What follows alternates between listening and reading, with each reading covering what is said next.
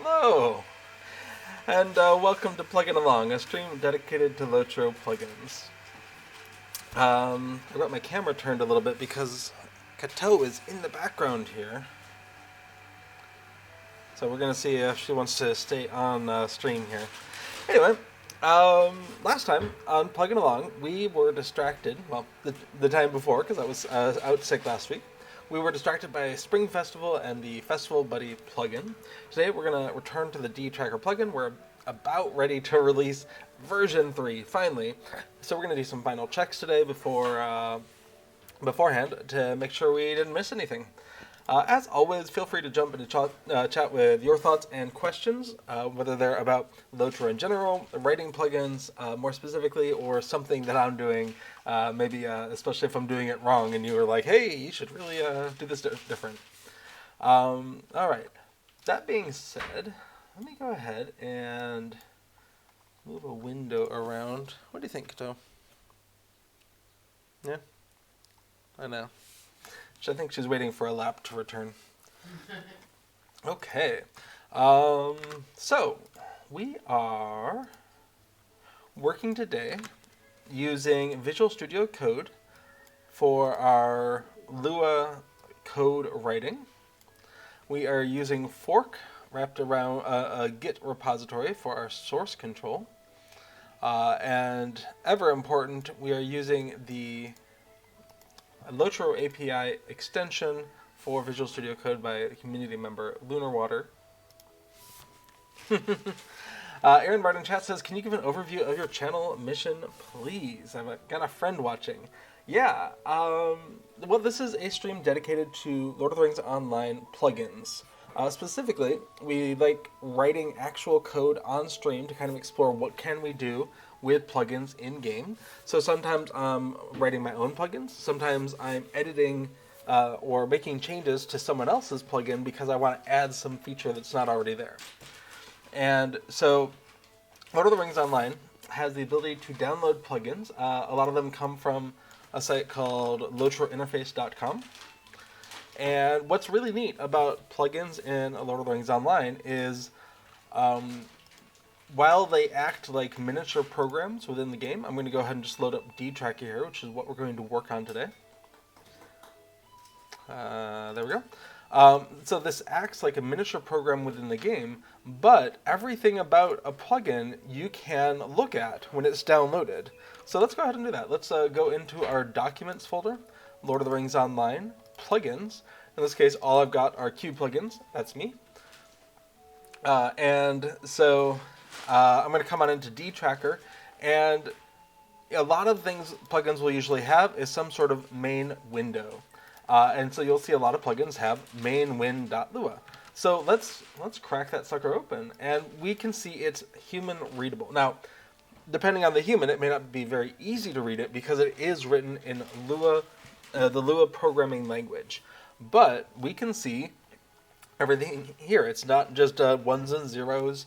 It's not something super strange. We can see real words that are trying to describe what's going on. All right. Aaron says, thank you very much. You're welcome. Borg in chat says, question, what can I put into this Spoils of War carry-all? What an interesting question. I don't know if I recognize that specific carry-all name. So I'm just going to go into the store and see if that's something that's available. Carry-all. All right, we have crafting carry-alls, task item carry-alls, junk item carry-alls, and die carry-alls.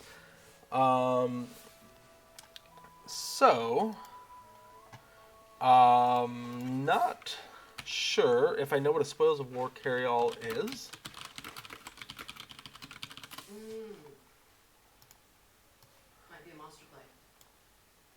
Oh, right. Excellent. Well, thank you, Reddit. New to the retro store, War Spoils carry-alls. A carry-all that can hold different types. Whoops, not now. Holy moly. Go away. Carry-all that can carry different types of war spoils from the Etten Moors. Cool. That's why I don't recognize it. I spend very little time in the Etten Moors. But if you are a monster player, then that sounds like it'd be very useful. I'm guessing a Spoilers of War is a very distinct thing that a monster player would recognize as cluttering up your inventory. Bill in chat says, hi B4. Hello, welcome. Play says, meaningful naming conventions, I like it. Well, if you are referring to calling the file that deals with your main window main win, yeah, it's sometimes we get tired of typing, window the full word, and so win. And you'll see that a lot in dtracker and in other things. So although I was not consistent, I went ahead and spelled out window in a lot of places. Companion import window, completion window, deed request window. But as Little Red had mentioned on the stream before mine, this was an adaptation of an existing plugin for tracking rebuilding Hidble. And in that sense, anything that already existed might very well have just kept that name, main win or main.lua, for the things that just happen before you have a user interface. All of your imports often go into a file called main.lua, and all of your functions related to loading or saving files often will go into a main.lua. So it's very common to see main.lua as well. Okay. Awesome. Okay, so 2 weeks ago, we had a lot left to do on dtracker, and in my downtime while I was sick, I did manage to go through some of it. I don't think we'll necessarily feel the need to review all of those changes, but we can see I've got 24 commits here in source control, and those include things like nil check to make sure we're not trying to use a nil variable in a string concatenation, to changing deed objective generation, to French and German, apparently fixing how it is localizing some French and German objectives, all sorts of things.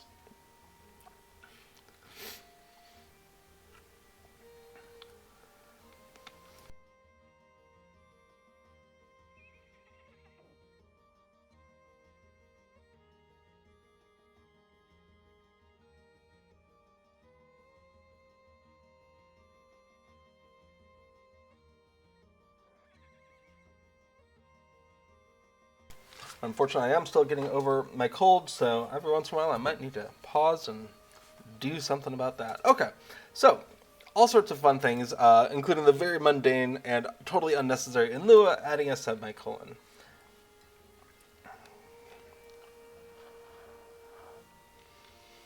Okay, so lots of stuff was done, but the main thing is that a lot of things today, I removed some deeds that don't seem to be available in game. Maybe they were there in beta and they got scrapped, or for whatever reason.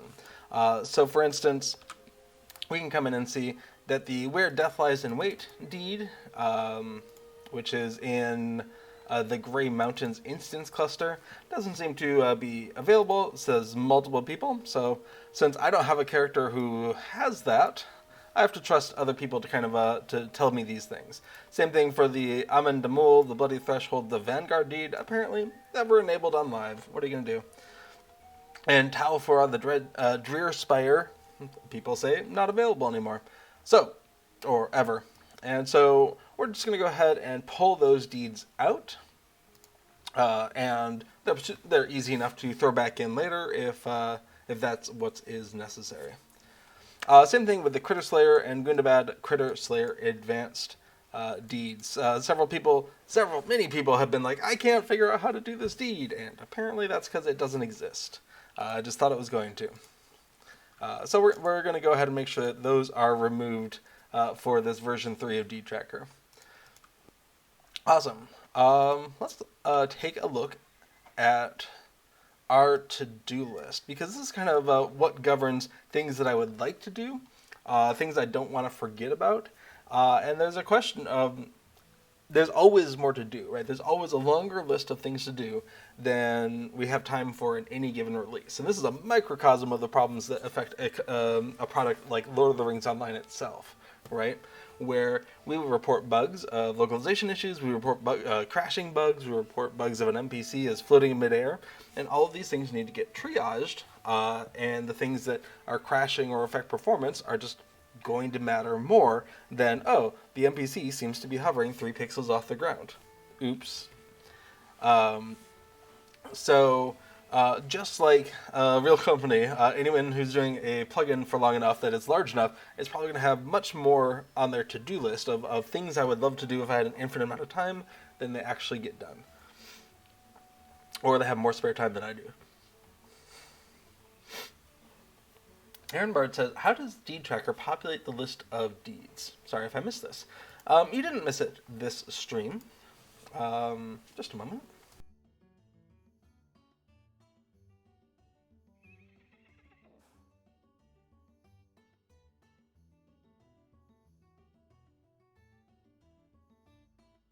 You did not miss that this stream. So when I first started, this was a combination of what deeds had my character done and what deeds were done or available to look at on the wiki. And so I was definitely standing on the shoulders of giants when it came to that. But I did stumble across a tool called the LOTRO Companion. And the LOTRO Companion has an ability to look at what is available in the data files, and based off of that information, it was possible to go a little bit faster. Instead of waiting for deeds to go into the wiki, I can look and see what deeds are kind of coming with the data files. But downside of that, there are things in the data files that are not available in the game, or are not available yet in the game. So anytime those changes come in, there's a triage, a review process where we say, okay, are these actual real deeds that a real character can complete, or is it just something that is in there but isn't a real deed, like the Critter Slayer. So Critter Slayers were potentially there in beta, or were an interesting idea, and they just never went live. And so they're still in the data files. Maybe they'll come live later, maybe it's just not worth deleting them. We're talking about slivers of a few bytes here, a few bytes there to have these things in the data files. And so just a general principle of software development is there's always risk when you're changing things. Less so maybe in a scripting language like Lua, but if you're talking a programming language like C or C++, you can do something very innocuous. Change a 1 to a 2. Add a semicolon. Add some white space, and there can be risk associated with this. At the very low level, the way your compiler decides to lay things out in memory can change based off of innocuous and seemingly unrelated things, and those changes in memory can reveal bugs that were there but hidden, or can create bugs. There's all sorts of edge cases that could potentially be triggered. Usually not, but there's always that risk of, if I make this change, unrelated to anything else I'm working on, that unrelated change could still cause problems. And so it can be very difficult to justify doing a random bug fix that you happen, unless you happen to already be working in that area doing something else. Which is to say, I'm very glad to be writing plugins in Lua, where the chances of those kinds of things are a lot less.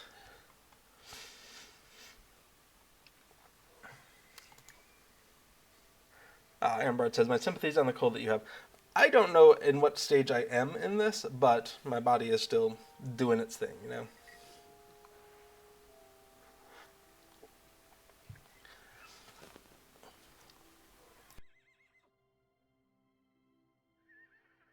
Okay.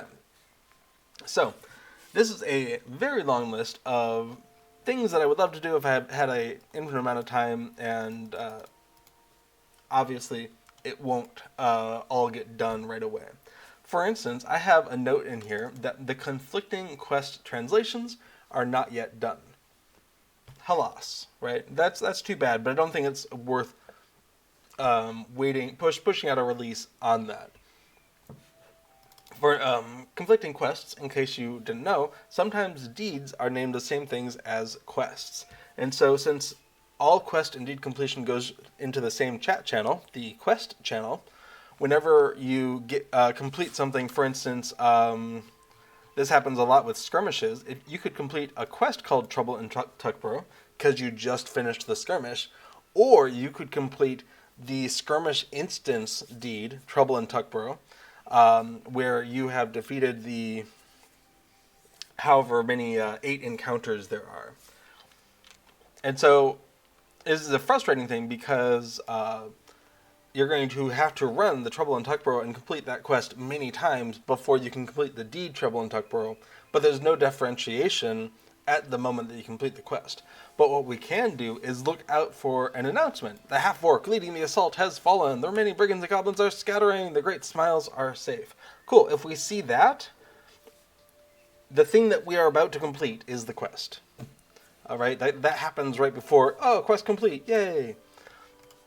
And so we are able to look and see if did something else happen that signifies that the thing that just finished is a quest, not a deed. But I don't have the localizations for all of these yet, and it's just gonna take a little while, you know, and that's okay.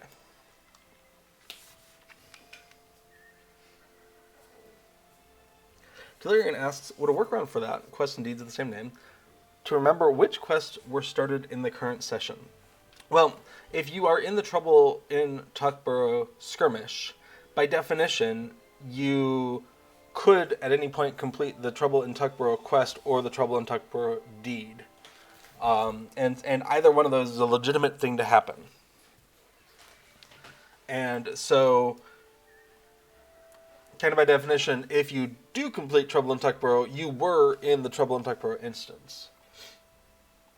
And therefore, the Trouble in Tuckborough quest was also active. So it might be possible in some cases to use that kind of meta-analysis to limit what's possible.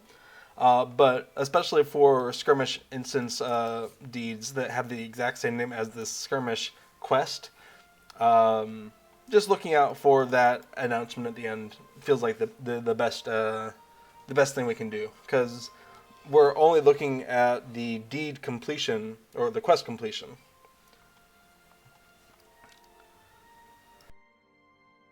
It says, true, but if you know that a Trouble in Tuckborough quest was started, you might ask which was completed.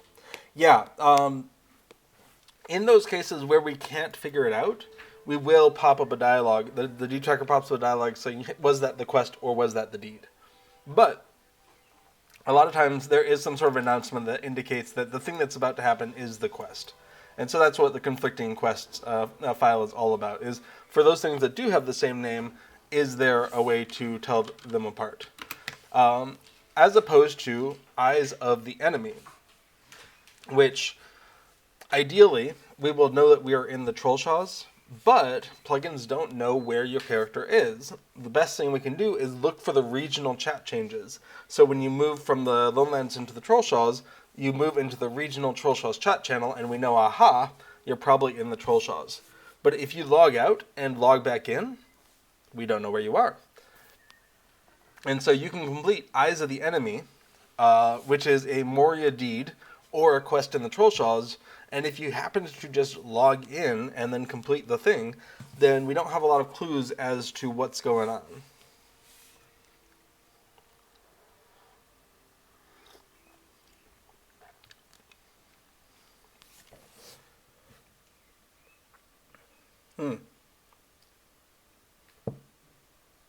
Taylor says, I would say most of the time, but at least in a German version, sometimes deed tracker does not know about the quest and therefore marks the deed even if it was a quest completion. I've been trying to add in more German and French support for this kind of thing. This is where I was fleshing out the conflicting deeds file here. But, well, this is mostly for showing purposes.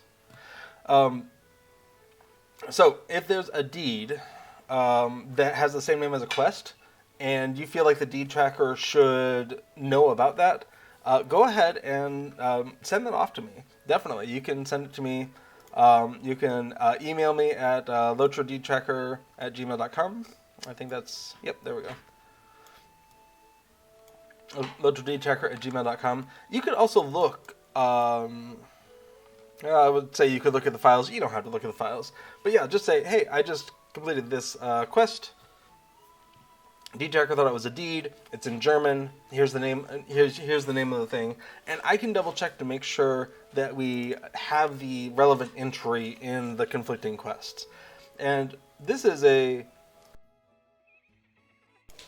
possibly a multiple stage fix, because conflicting quest was originally written with from an English mindset. So, oh, you can put in an English thing, and it's this other English thing.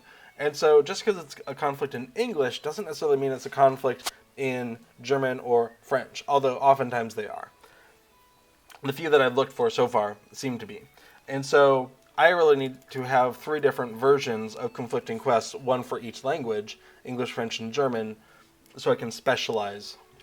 But yeah, Tilian, if you want to submit issues where the German version of Deed Tracker did detect something or didn't detect it automatically, definitely do that. But I will say, the deed names, I've definitely caught the issue where a lot of the Slayer deeds were not correctly split out by gender. So let's say Slayer of Deed Breland.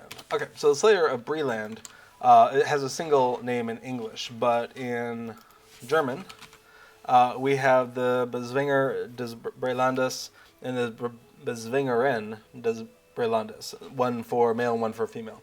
And so these were not correctly sorted or split out in the, I think, the 1.3.8 version. My apologies for that. It slipped in under the radars. And so with the version 3, that should be restored so that the gendered Slayer deeds and any other gendered deeds names should be properly auto-detected as well. And that's true for both French and German. So that's another exciting reason to get this shipped out the door, so that anyone who's using a non-English system will have better deed auto-detection. But anytime you see Bezwinger here in the German, my apologies for the pronunciation if that is wildly wrong, there should be a corresponding Bezwingerin for the female version of that for male and female characters.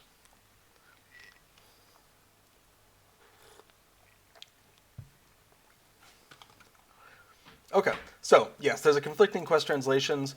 It's just going to take me a few hours sitting down and doing it, and it may not be worth pushing off a release. Cool. Okay.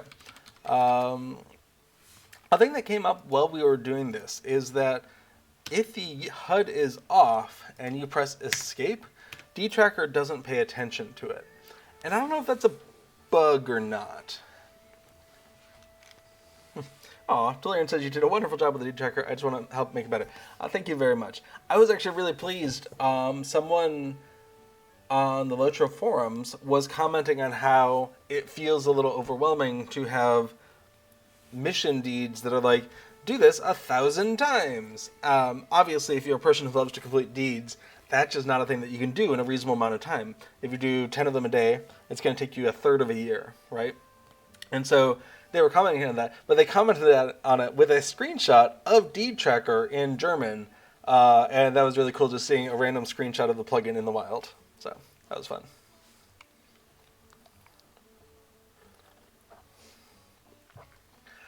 Okay. So yeah, I don't know if it's a problem or not that if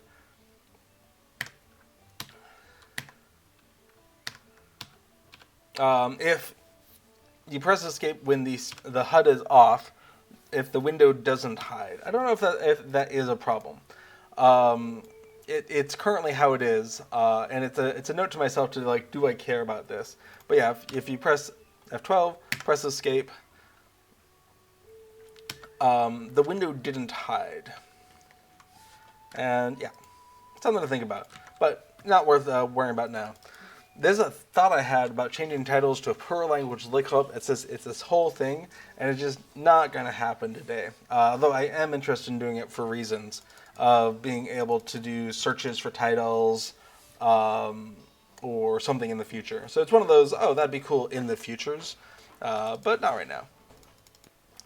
There's problems with variable names. There's always problems with variable names. It's not going to be fixed today.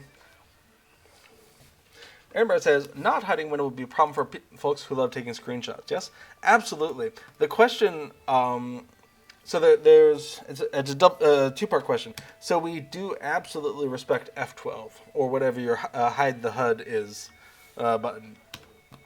So if you go to options, HUD, key mapping, yeah, toggle HUD on off. For me, it is F12 and apparently Control G.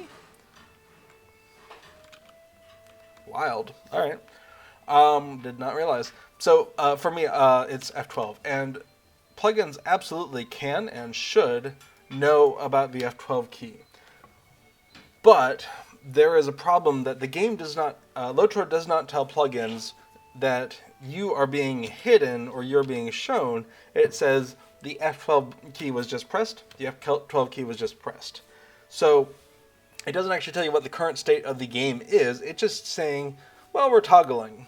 And so if your plugin gets out of step with the game, you can actually think you should be showing when you're hiding and vice versa.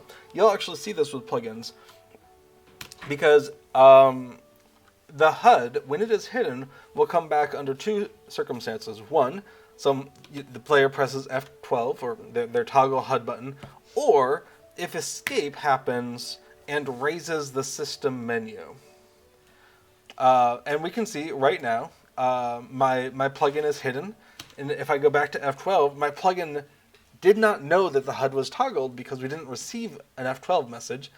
And so right now it's kind of the opposite state. It's only showing when the HUD is hidden and is not showing when the HUD is visible. So we can Aaron Bart says, I've seen that happen with the buttons for Pet Stable and Travel 2. There's no way around it. So the HUD is off right now. If I press escape again, I've raised the system menu. And so the HUD is back without me having pressed F12. And so this is just a problem because if escape is pressed and there's a LOTRO window open, escape will first close any windows. So no, don't run off a cliff. So if you have your character open, if you've got your inventory open, I apologize for its overfullness. We were just running around with Little Redhead. If you got social open, all of these things, escape will just close those first. And only once those are closed will escape raise the system menu. And so if my character menu is open and the HUD is off and I press escape, the character menu was just closed, right? It's only the second escape that raises the system menu and therefore toggles the HUD without telling plugins that the HUD has been toggled.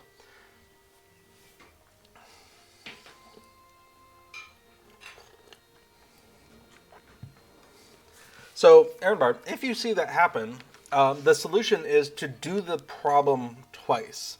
So, HUD off, press escape. Oh no, we're not in the right state. Okay, HUD off, escape again. Now plugins have toggled. So that's what you just need to do.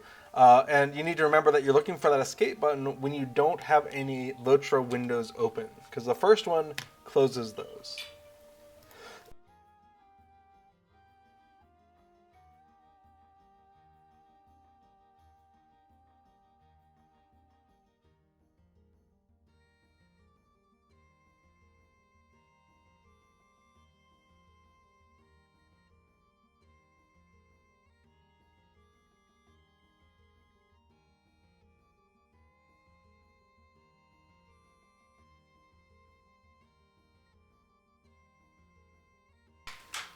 Tiff in chat says, I played this game at release, and I think it's a shame that soon every race can do any of the classes. I hear what you're saying, with the caveat that only Bjornings can be the class Bjornings. But yeah, opening things up is definitely doesn't feel as lore embracing for some players as some races just being restricted from something. So for some players, a Hobbit lore master just doesn't feel very in character with the game. Totally get it. It's going to be a personal evaluation. Everyone's going to have their own choice on where that kind of lands. But Lord of the Rings Online is kind of this constant attempt to find a bridge point between lore and MMO, right? Like Swift travel. Swift travel doesn't necessarily make sense within the world of Middle Earth. There is no such thing as swift travel. Swift travel is being on a horse. Otherwise, you're just walking. And so, in a more faithful world of Lord of the Rings Online, there might be no swift travel. You might have a stamina bar, so you can only run for so long before you kind of have to walk, like some first-person shooter games might incorporate.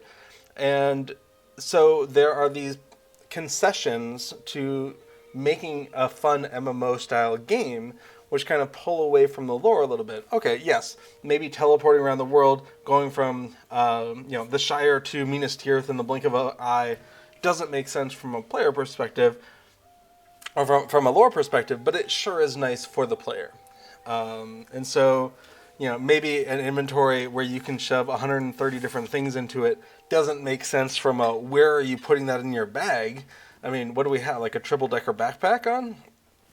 But not having to worry about inventory, just being in the world and embracing the story, feels to me like a worthwhile trade-off, right? Like, sure, I have an unrealistically large backpack, especially with carry-alls, but I don't have to think about there's no point in the Lord of the Rings books where Aragorn's like, hang on, we gotta pause at the next vendor so I can clear my inventory because defeating those ring wraiths just filled me up, right?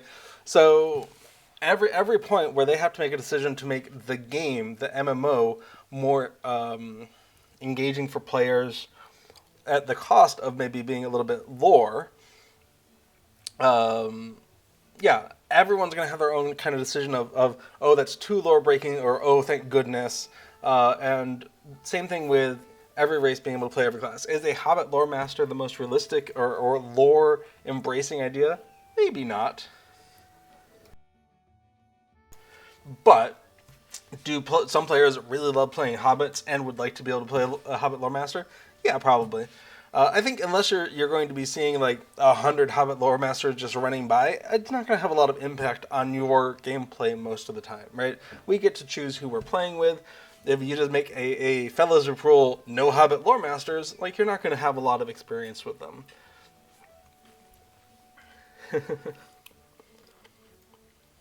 Blender Hunches, I always have too little space. My space has gotten better as I've been willing to spend the LOTRO points as I've accumulated them from being a monthly subscriber and doing quests in game and the occasional purchase. Having a full inventory of whatever it is, 135, plus access to shared storage using the VIP token, gives me more storage per play session than I generally need. And that lets me put it in the back of my head. I'll deal with this later, and lets me just sit down and engage with the story and the world in front of me, which is gorgeous, right? And so for me, these lore-breaking things of massive inventory and carry-alls and access to shared storage and the post and whatever, I'm okay with those being lore-breaking because they allow me to engage with the lore in other ways.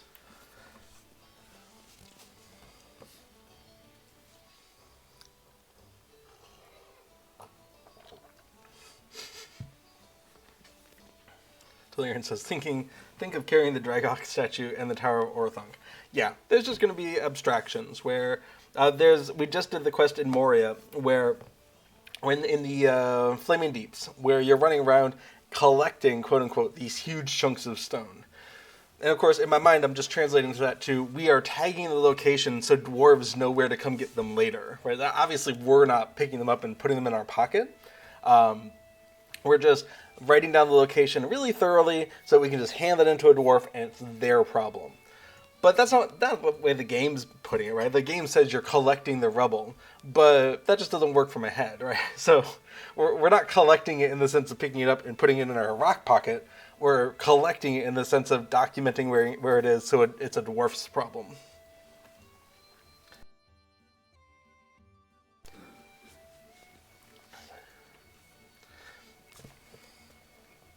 And Brett says, I don't know, if someone was a keen scholar, they may find arcane knowledge and pursue it. Absolutely. I think that's the justification for letting hobbits be lore masters. But I think for a lot of people, there's the stereotype of hobbits as we get through the books for Bilbo and Frodo, who are very much not necessarily average hobbit. Like, they're gentle hobbits. They're based on not English nobility, but English caste systems, right?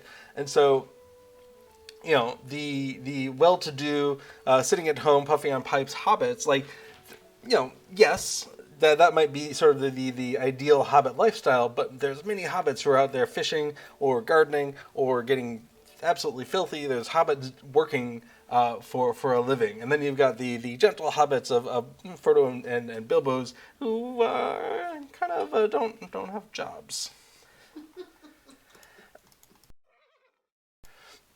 And so I feel like The Hobbit and Lord of the Rings give us a little bit of a skewed view of hobbits, because the hobbits that we meet are all, you know, almost hobbit royalty, right? Like, you have these heirs of the Tookland and Brandybuck Hall, and, you know, even Sam will go on to be the mayor of the Shire, right? So these are not the blue collar workers of the Shire. Play says maybe they should just show a quick animation, like the character and mount running, that makes it looks like, or assume the point went from A to B when using swift travel. Like, you could do one of those maps where you just show your character moving or something. Yeah, I think there are ways to do it, right? But when you're looking for a swift travel alternative that is targeting people who are used to modern MMO conventions, the more baggage you hang on it, maybe the worse the experience gets, right? Like, it's very easy to be very blasé about the whole thing. Like, when you're riding out from Tinender and Avendim, and it takes twice as long as any other city, because you have to get to the bridge and cross the bridge and turn the corner and go halfway up the hill and then you phase out. It's like, oh, it's take forever. I never want to take a mount from here. Which is ridiculous, right? Like, it's still swift travel, but, you know, it's so easy to get spoiled with, you know, 5 seconds and then phase out, 10 seconds and then phase out, and then you hit a Tinender where it's 20 seconds or something. It's like, oh, why is it taking so long? So,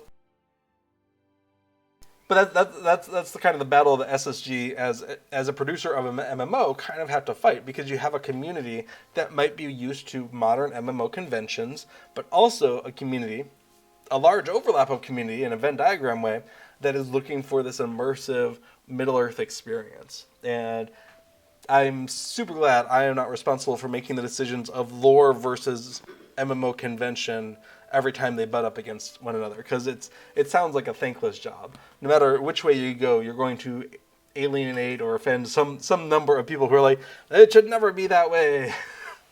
Like, what are you going to do?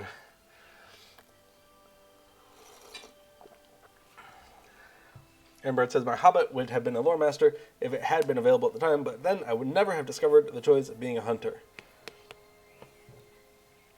Yeah, I have never really been able to figure out lore master. Like, it's a ranged, magic-y kind of class. It should be right up my alley, but it doesn't stick. So I'm glad for the people who really like it.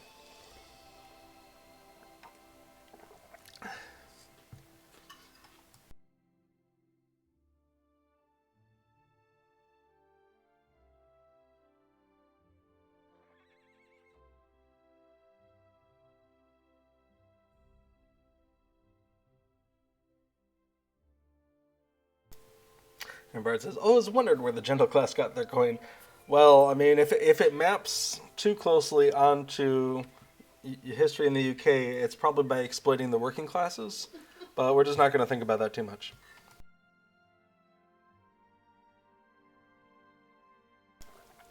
Thunder100 says, my main is a hunter, and the second I played was a lore master. Nice. Uh-oh. We have a cat who is knocking ceramics off the table. Just a moment.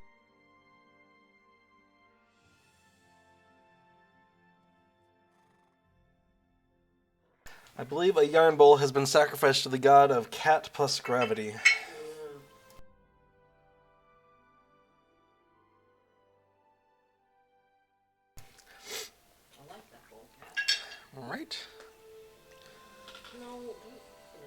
The cat is sniffing at the ceramic shards. Excellent. Okay. So there was one thing I wanted to look at, and that was, I believe it was Krell over on the plugin Discord server was having some issues with mounts, and specifically the updates that we do when converting from version 2 to version 3. So I think that's the main thing I want to look at today. Is this a problem that really is reproducible?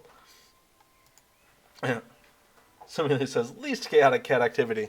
Well, I can think of a few things that I would prefer them to be doing, like just running back and forth through the house, which feels chaotic, but it breaks very few things normally.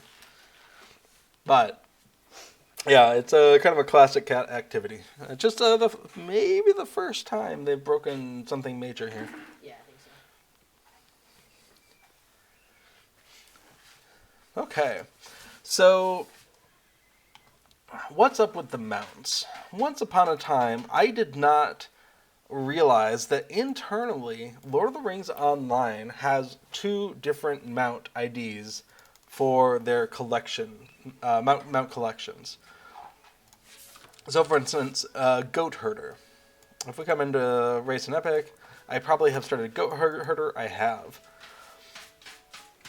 There are 2 different internal deeds called Goat Herder. One that's available for large races, man, elf, high elf, Bjorning, and so on. And then there's a small variant for hobbits, dwarves, stout axe. I'm probably missing something. And so I didn't realize that way back when, and so there was just a single deed.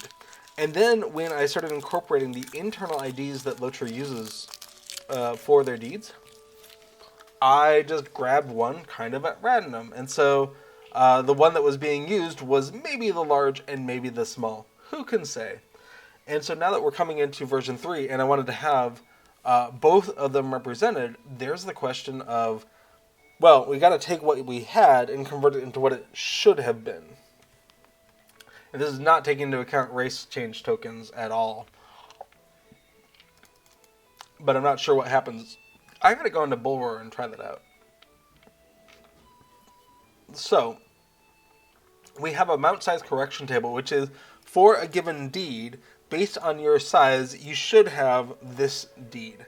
So, for 2013 Festival Steeds Large, if you are large, you should keep it. If you're small, you should have the other one. And we just go through this for each one of these. But user Krell, community member Krell, was having issues with this. And so I think for our remaining time today, I wanted to see if I could reproduce the issue and if I can try to do something with it. Now, starting point, Krell's character is a large character. And this is a small character, so the logic will not do the same. So we're going to go ahead and log out and log into one of my tall characters, of which I have very few, because of course if I can make it with a hobbit, I do. So Bjorning, of course, and a few others.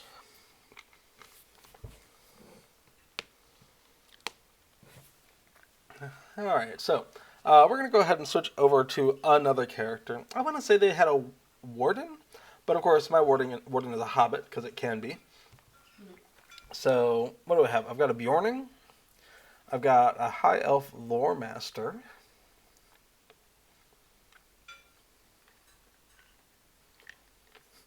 And Bard asks, would a hobbit Bjorning be a teddy bear?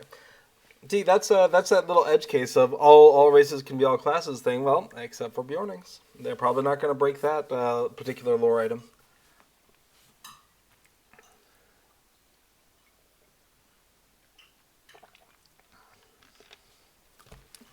Affidel is the character I play the most, and has the most things in inventory and quests and deeds, and if any of those extend how long it takes to log out properly, it's going to hit Affidel the worst. So,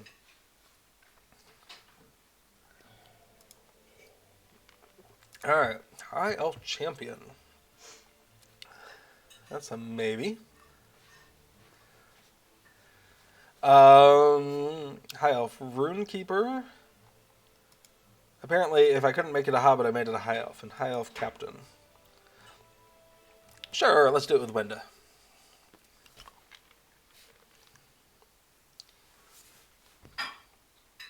You play Wenda? Yeah, I was amused to find out that there is nothing in the game at the time that I did this that stops you from making a character named Wenda with the last name Cranesville, which amused and delighted me.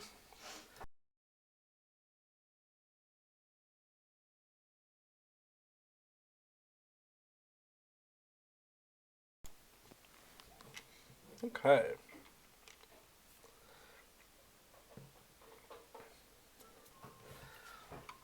Alright, so we're going to go ahead and maybe go stand next to Wenda Cranesville for the amusement of it.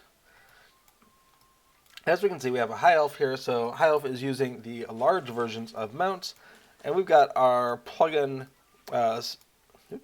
standard chat entry here. Well, we've got standard and we've got error. I'll go ahead and undo event broadcast. Okay. So, unfortunately, I can't find the exact wardrobe that Wenda has, but it turns out that it's also totally allowed to have a kinship called VIP Rewards. So, what are you going to do? There we go. Yeah. Unfortunately, there's no exact pose for her, but that's the closest I found. Okay, so what we need to do is, first of all, if you're going to be playing around with the plugin data files, you have to make sure your plugins are unloaded first, because usually when a plugin unloads, it overwrites whatever you just did with the plugin data files, and then you got to start over from scratch. So we're going to come on in to Lord of the Rings Online, or Documents. Lord of the Rings Online is the default place, and coming into plugin data. And the plugin files I'm looking for are on Treebeard all characters. And in fact, it is very busy, so we're gonna fix this up a little bit. First thing we're gonna do is let's pretend like I only have one character on this server. Super easy to do. We're just gonna delete everyone who's not Wenda. Done. And we're gonna go ahead and say that we only have version 2 of the character version of the save file. And you know what? I'm just going to delete all these other save files. Don't need them. Down to Wenda. Okay, great. So much easier to look at. Okay, and then we have the other files. Gotta find those a second. Plugin Along. Mount size problem from Krell. Great. So what we want to do is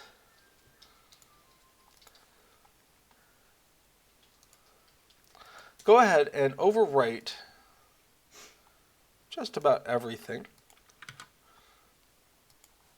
with the information from Krell. And that's our new backup file. So when we restore the way it would have been, we still have the version 2 save file, but in this case, it's Krell's data instead of mine. Awesome.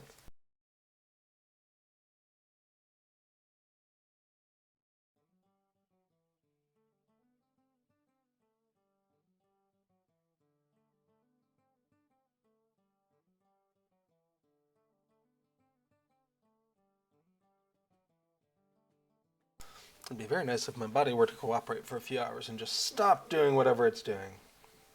Just put me in stasis. Okay, so we have a version 2, and we have the old data. And this is what we want to see is what happens to each of these amount deeds here. That's a little hard to do on the old version because the old one was just stored based off of its position in the deed log book. So the page, the tab, and its save entry. And it's very hard to find specific deeds, a lot easier in the new format. Part of why we're doing the new format. And Redhead says, you did remember to make a backup. Yes, yes, indeedy. What a great point. If you're working on plugin data files, or if you're working on plugins in general, you have no choice but to test them within the game. So it's a really good idea to make regular backups of your plugin data directory for when you accidentally mess something up and all your plugin data just is lost. In fact, I would recommend this to anyone. You can regularly go in to your Documents Lord of the Rings Online plugin data directory and just copy this off somewhere once a month, more or less, depending on how often you play and how many plugins you run. Just copy it off, and then they're not huge files. Right now, yes, there's like 43 megs of files here, but you're not saving these forever. So just copy it off somewhere, and then you've just got it. And this is actually really good if you ever are in the position where you log into a character and none of your plugins auto-load. That's super annoying. And that's because something happened to your plugin options XML file for that server, because this is what tracks which plugins get autoloaded for this characters. And it every once in a while, even for me, this will just reset and no plugins will autoload for any characters. But I don't change that very often. So I just go to my latest backup, put that information back, and poof, everything's great. And so that's a way to just make life a little bit easier for you, depending on how much you rely on plugins. Maybe it doesn't matter. But if you're like me, plugins really enhance your play experience, and it's really annoying if you have to start over and reconfigure them. And so, absolutely, yes, I did remember to make a backup. Thank you, Little Redhead. Okay, so what we want to see is when we load the plugin, we want to see all of this being overwritten with the update. And I've gone ahead and made, given myself a little debug line here. Nope, wrong window. That whenever we're processing a mount deed, we're going to go ahead and get information about that, the fact that we're doing that. And so what we want to make sure is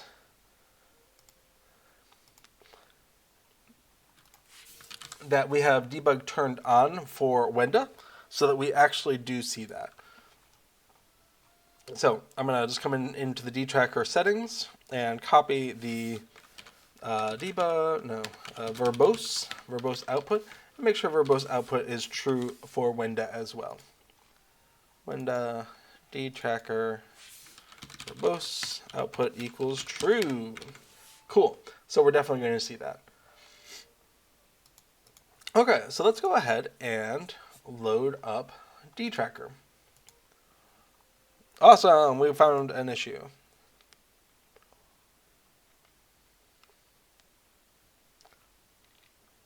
Table index is nil on line 6. Did I type something when I shouldn't have?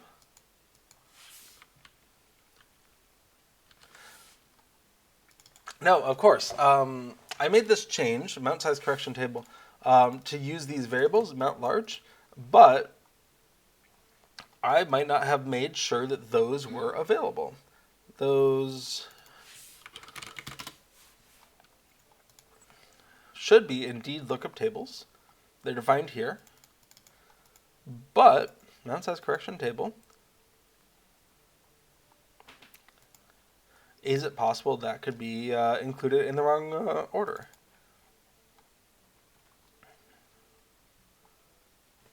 Where did I put that? Lookup table. There we go. So, lookup table.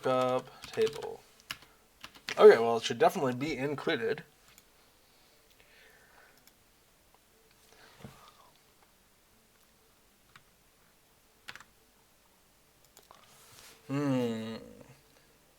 You know, I did that just for consistency, but it's fine.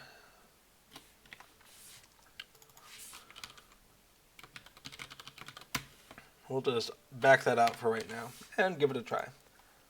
Okay, so ideally, nothing happened. Great. Let's come back in and load this back up.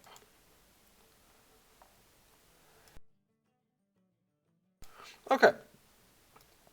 So we can see a couple of deeds are being processed. Awesome.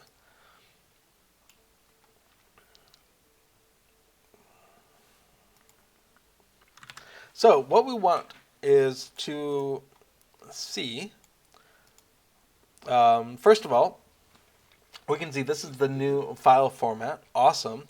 And what we would love to see is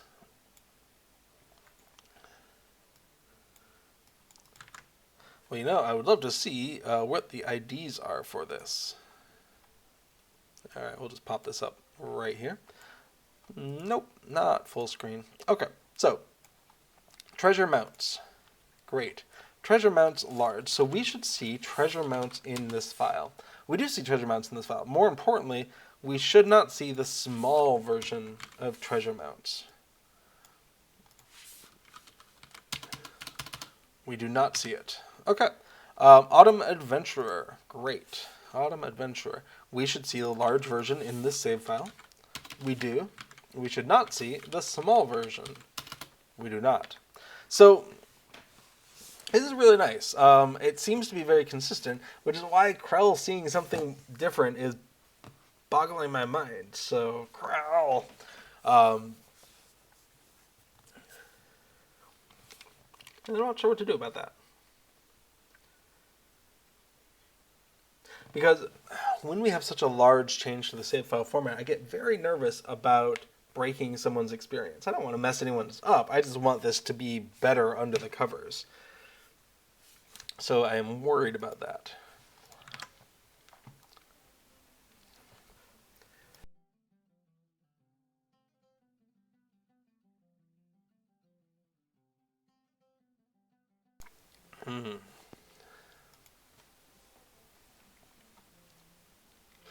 Let's come back into where this is used and get a little more sense of what's going on. And let's not dump my water off the table. I've had enough excitement for one day. Okay, so what's going on here? We have code that says based off of the race, we're getting the race mount type. And what does that mean? That's just which mount type does your race use. So we can see man and elf and Mjorning and high elf all use large, dwarf, hobbit, and Saudax all use small. And based off of your type, then we're going to get the correct ID for you based off of the deed that you did and your size. And then if they are different, we're going to go ahead and swap them out. Of course, we didn't swap any of them out because they were all large. Is that right? Would those have all been large? Maybe.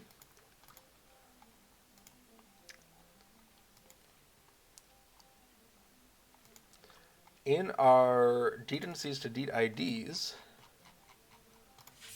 treasure mounts, we can actually see some of this. So if we look at this treasure mounts here, we can see we were using the large one. All right, Autumn Adventurer. We were using the large one.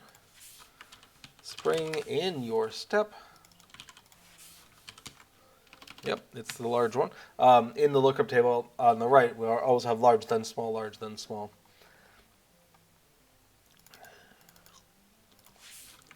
Winter Rider. Yep. Large one. And then 2013 Festival Steeds. Very cool. The other thing I guess I would make a note to check is, did I correctly label large versus small? And for that, I'm going to double check something.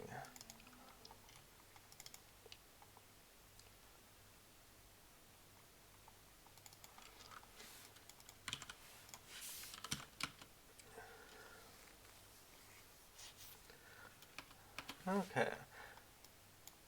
The file I thought might be good for this is not. I'm going to check one more file, and sadly that's not on screen. Just a moment.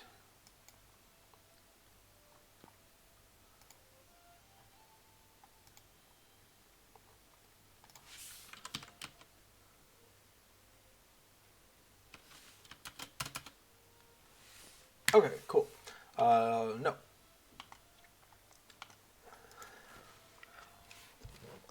So, this is my problem. Krell had a problem where their deeds were not correctly handled, but I can't reproduce it. And so this question is this only going to affect one person, or will this like affect every person? Good news is there wasn't a crash or an error or anything like that. It just seems like maybe they ended up with the wrong mount deeds. But if I can't reproduce it, it's very difficult to fix it. So what do we do about that? Not sure. But this other thing is why was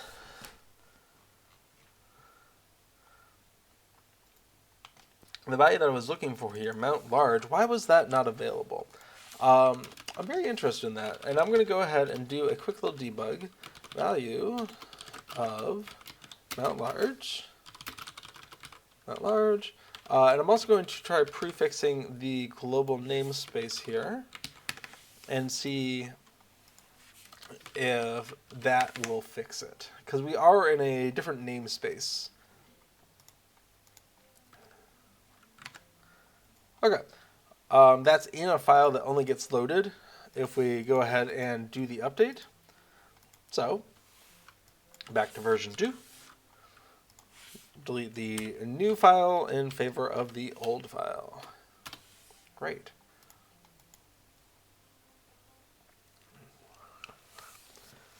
Okay, we can see mount large has a nil value in both of those places. The redhead says, did their character ever have a race change? I wondered that. It's a really good thought.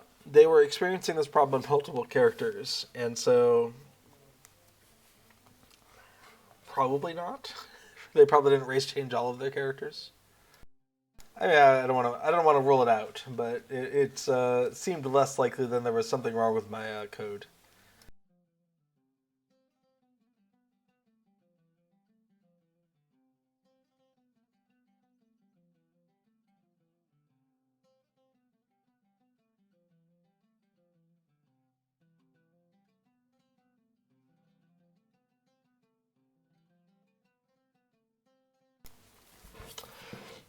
But I guess that's the point. You know what? I'll even ask them right now. Krell, did you by any chance to race change tokens on each of the misbehaving characters? Why not? That is an unknown thing. I keep meaning to go into Bulwark and get at least some mount deeds, go into Bulwark, and then do a race change to a differently sized race and see how do they handle it under the covers. Because ideally, they would just give you the other deed, but I could see them just giving you both deeds because you're only ever going to see one of them. Or not giving it to you because you have to redo it. But then you keep the old one. Yeah, questions.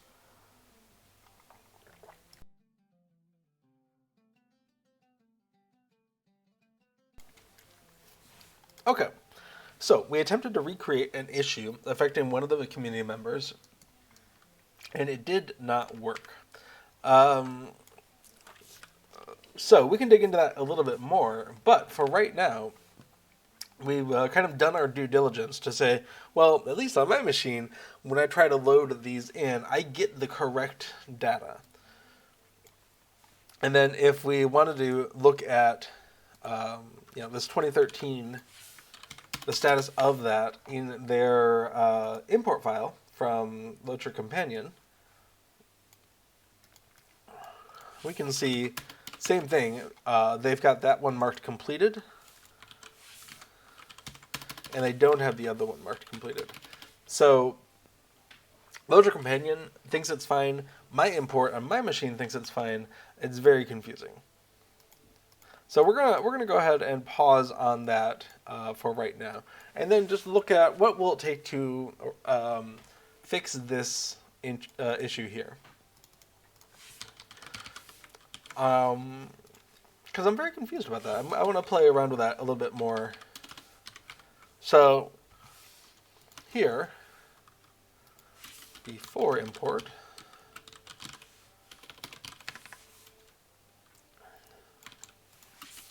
And then we also have an after import. After import.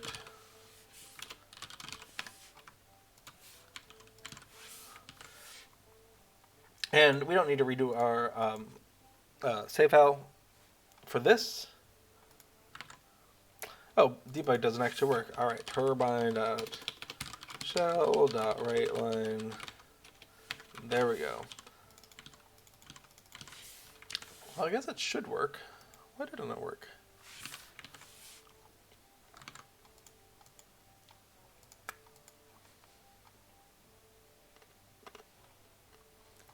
Okay. So we're definitely doing something wrong because deed lookup tables includes these global values.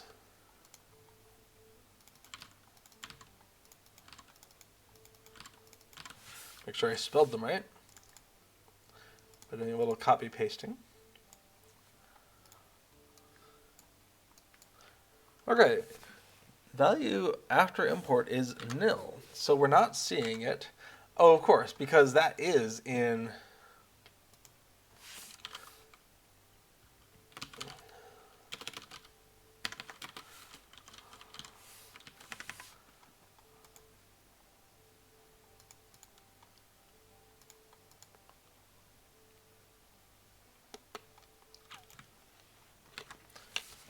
okay, so that right. Okay. I know what I did wrong. Of course, mount large and mount small are inside deed lookup tables, which is itself in data files. And so by default, these things are getting assigned to the data files section of the namespace, or at least in my head, it's a namespace. I don't know if in Lua it's named different things. So in prior save formats, because we're not also in the deed in the data files, we need to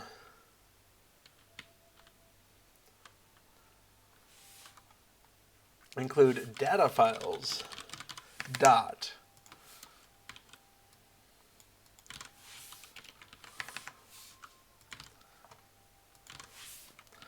for both of these. And with that, go ahead and make sure everything is saved. We're going to go ahead and unload the deed tracker and then reset those character files. Where did I put them? I do believe I just closed them. It's going to make it hard to edit them. All right. So, delete the new plugin file, restore the old plugin file, come back in and say that we're version 2, and go. Okay, attempt to index field data files a nil value. Fascinating. This is line 7.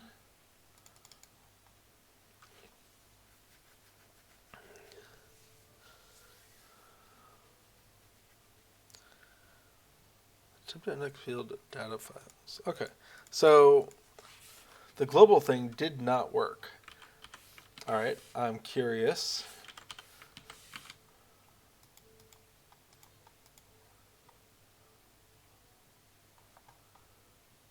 Okay, so accessing it via data files dot was fine. The underscore G thing, which I don't understand anyway, did not work. And so we definitely want to go ahead and any place this is large, we're going to replace it with data files dot mount large. And same thing with the small. We're replacing with data files dot mount small.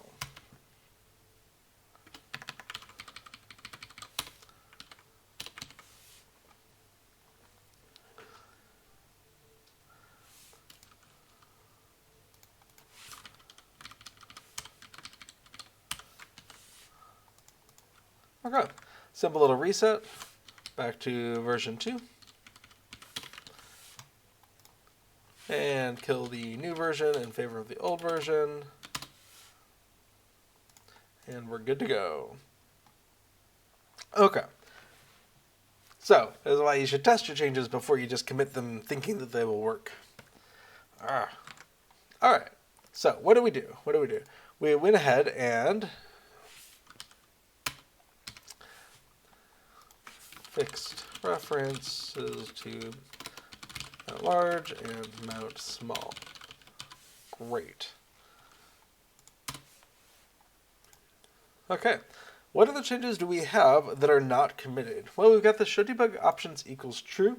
That's just for internal testing. We're not going to ship that. And we've got a section of the loading file meant to fix my files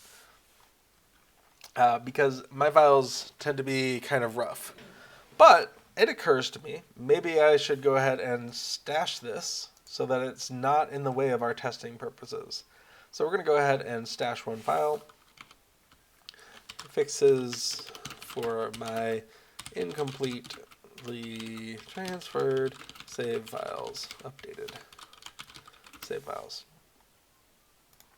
Okay, so at that point we're as clean as we're going to be. So one final test here. We got a version 2, and final time delete that. Okay, dtracker, load, great.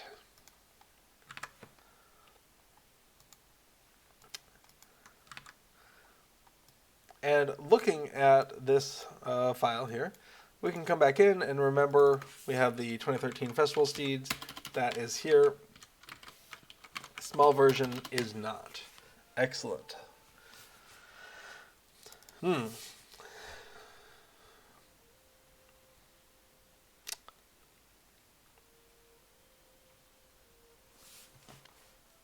if we come on in and open up the dtracker,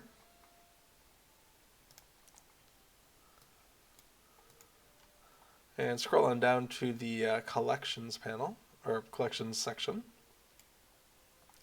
this would be mounts.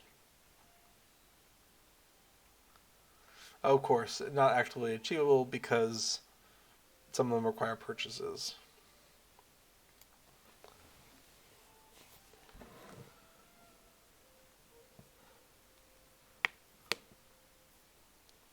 Okay, that's odd. I see goat herder is not checked, but I remember goat herder being one of these.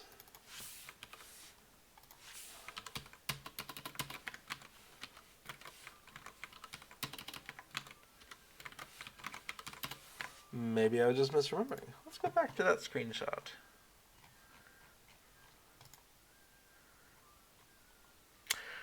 Oh, it was treasure mounts, of course.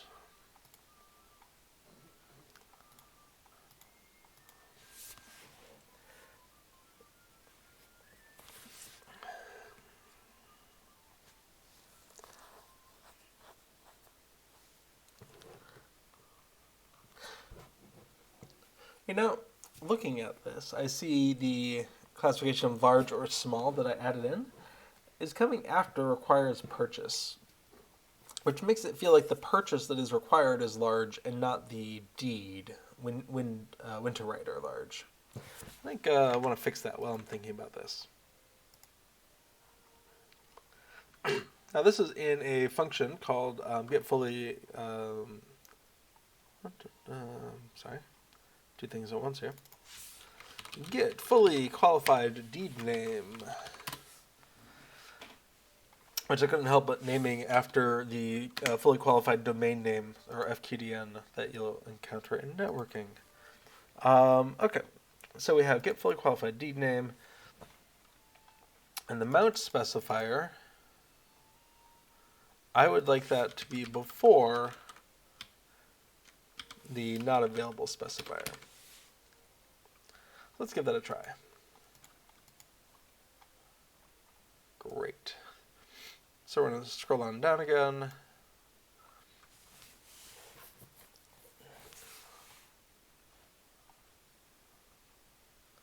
Apparently, I need to actually read the code instead of just moving it around, because that didn't work.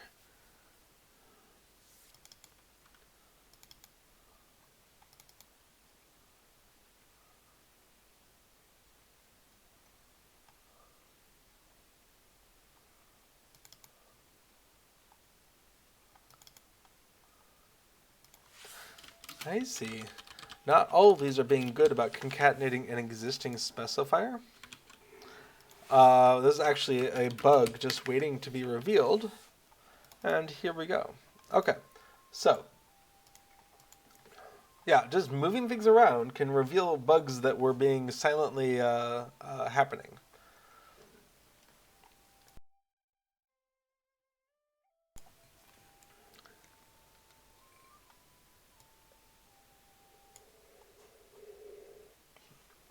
There we go. Festival Steeds large requires purchase. Large requires purchase. Large and large. I wasn't sure if I wanted to put large or small into that specifier for release, but I found it very useful for testing purchases. So I don't know if you have any opinions of, if you shared that you completed Winter Rider, would you want to see that it was like horse versus pony or large versus small, or would that just be weird?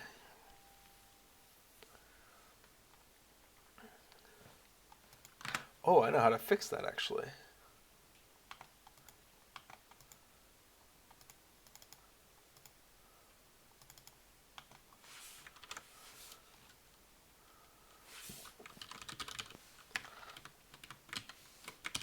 We'll only do it for me for right now. So if show debug options, then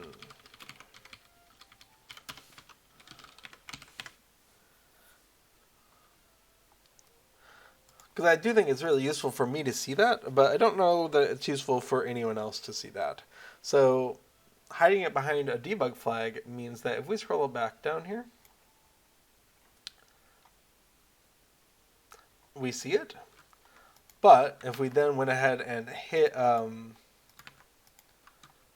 took away the show debug options, go ahead and remove that for a minute, bring dtracker back up,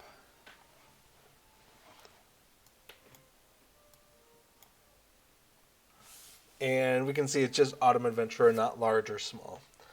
I think that's a good medium compromise for right now. Okay, get my debug options back. Nice. Okay, so there's two things going on in this plugin functions that I want to go ahead and undo for a minute so I can do them one at a time. The first one was fixing the problem with this specifier equals. We need to go ahead and concatenate so we don't overwrite any existing specifier. So fixed bug in F fully qualified deed name where specifier could be overwritten. Okay, then we come back in, don't reload, and bring back the changes I had before. Whoops. Nope. And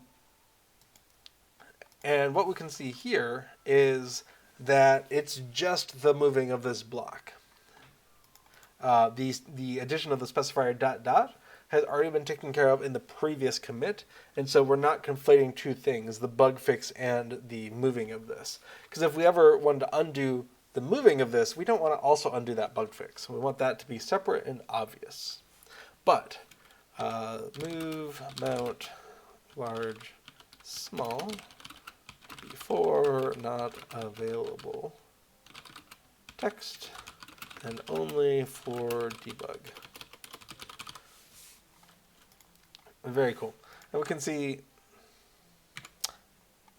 that if I press the wrong key, I accidentally closed that window. That's fun.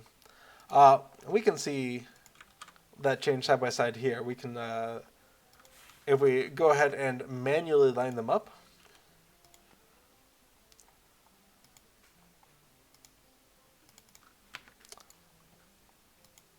apparently I'm hitting the wrong key, line with that one. Fascinating. Well, normally that works. Anyway, we can see everything looks good.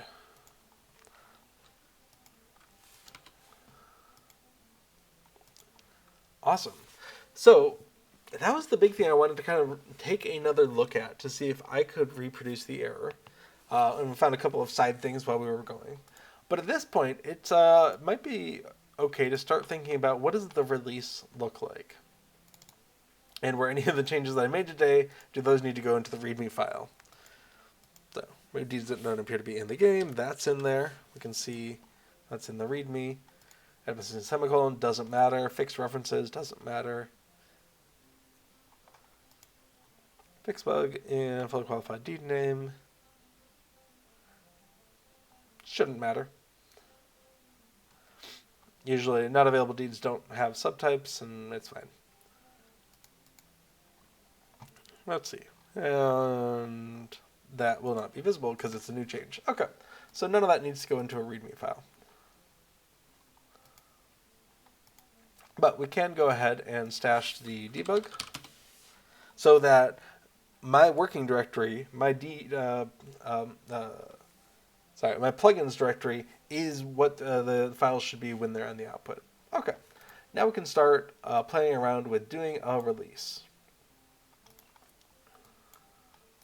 Let's go ahead and open up two directories. One of them is our plugin data directory. Sorry, our plugins directory. And one of them is our release directory. Now I have a plugin along releases here, and I had a beta version 3.0.0, and so we're going to start with that and see what are the changes since then. So in that, we have a cube plugins. So we're going to go ahead and do a comparison.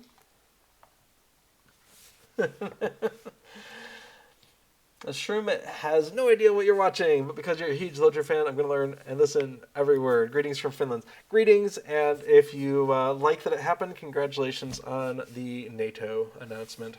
So what we're doing today is we're looking at the code underneath a plugin called Deed Tracker. And this is a plugin that works side by side with the deed log. So the deed log is the in-game way that shows you what deeds you have and what deeds you have completed.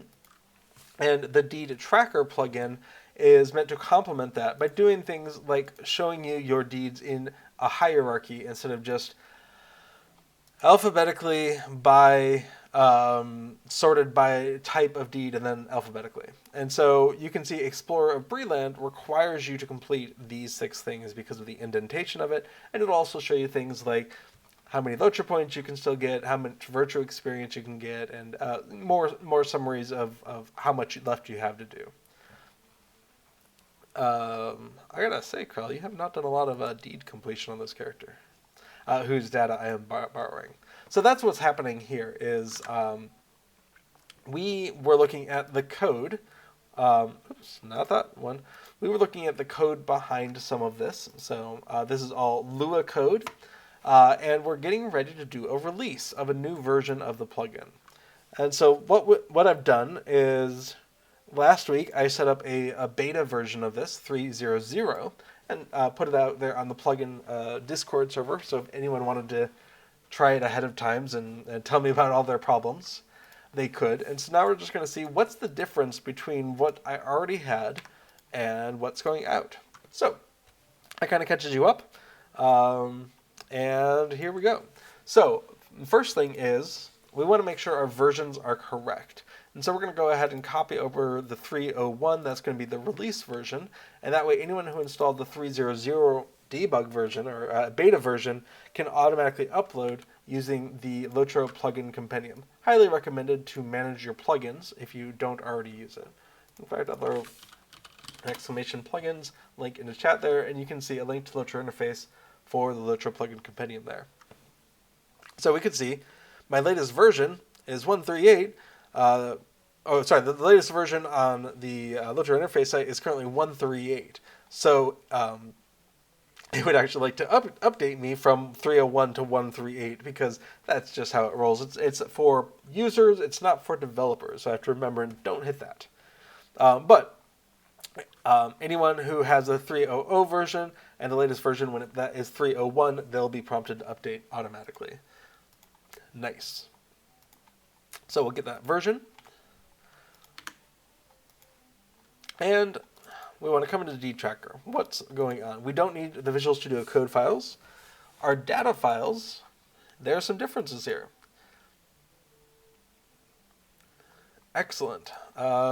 These were just deed updates that I have done over the last week. Some of them are simple things like marking this not actively available category as legendary. Awesome.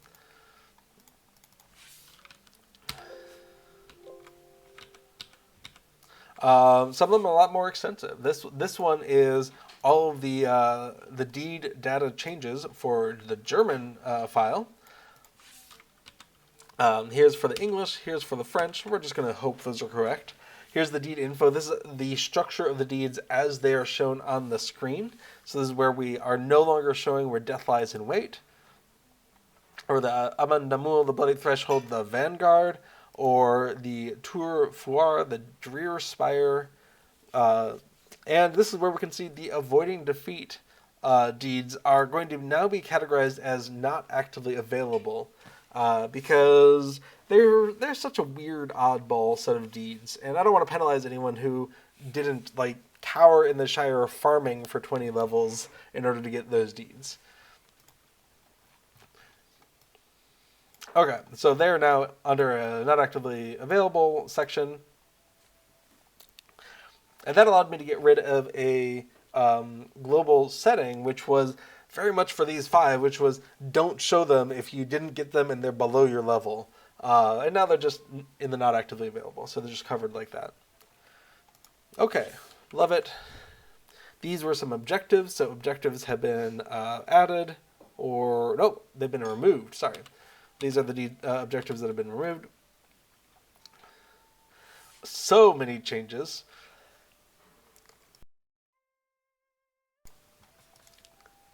What was I looking at? Oh, those are deed names to IDs. These deed objectives have been really expanded. These are automatically generated, and they've been better localized, and just in general look a lot better, I hope. Fingers crossed, and they'll be more correct. Cool, so that's all the data files. I'm convinced enough that those are good that I don't need to review all of them. We want to go ahead and bring those on over.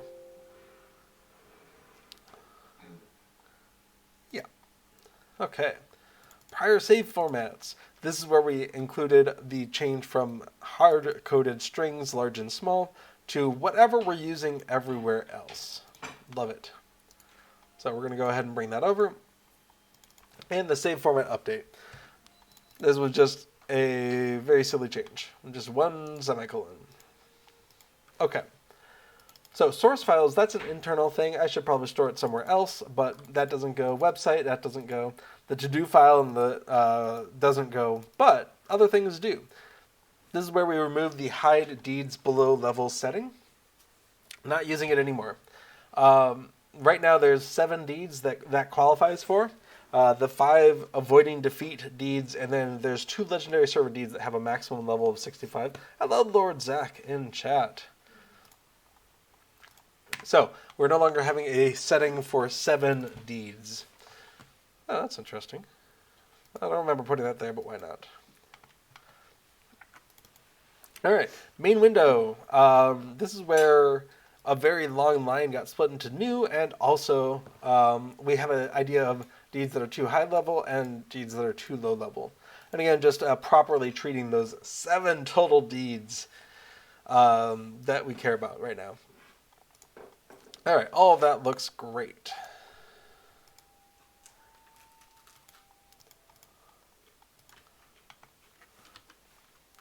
Options.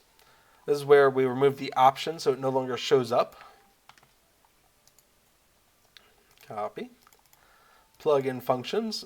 A fair number of small changes. Yep, D2 high, D2 low.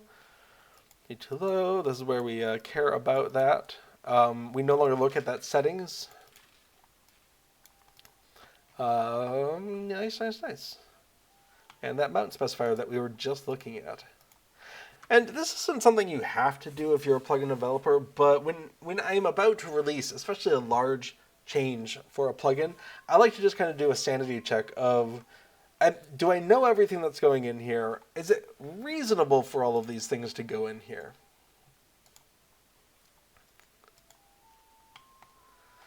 And so that's why I'm bothering to do this. This is perhaps overkill. but it's a chance for me to just have a sense of, yeah, contemplation of, okay, I think I know what's going in here. Is it actually going in here? And all of that. So, the things that are not currently over, our to-do file and our reloaders, not yet. Don't need those. Website, source file, and VS Code, not there. But everything else is correct and in place. So if we come on in here, into the D tracker, all of this is now identical, as it should be. Except for the stuff that is not getting shipped. Awesome.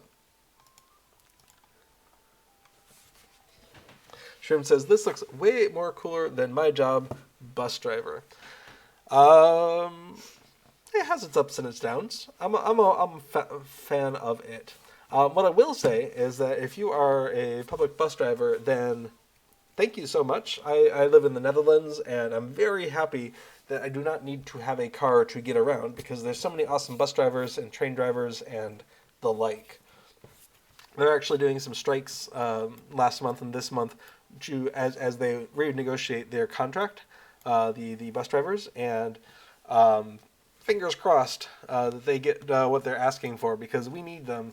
I was just reading some report in the Gelderlander about how there's 50% more motorists on the road than during coronavirus times, and it's like, yeah, but we need more bus drivers and more train drivers so that they have easier time getting people off the road.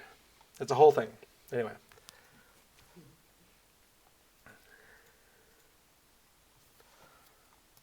Okay, so we have our files staged. These are the files that are going to get shipped to the hapless consumer, the users of the plugin.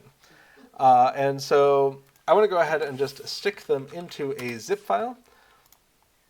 And so what I want to do is create the zip file. So new compressed folder, dtracker 3.1. And what I want to do is make sure I don't drag the dtracker 301 in there. It needs to be the cube plugins folder, the thing that will exist inside the plugins directory. That's I have to make sure I step down one level, don't drag the enclosing one, but the cube plugins folder. So when we open the zip file, we see cube plugins. That's the thing that's going to go into our documents, Lord of the Rings Online plugin folder. Shrimp says, well, we had a similar situation here like a month ago. We didn't get what we asked. New contract in 4 years. I am sorry to hear that. I wish there was a way to really infuse the importance of bus drivers and public transit into the people making decisions about this. Every person you take off the roads and stick into a bus, the effects multiply. You're not having wear and tear on the road from that vehicle. You're not having particulates and pollution from that vehicle.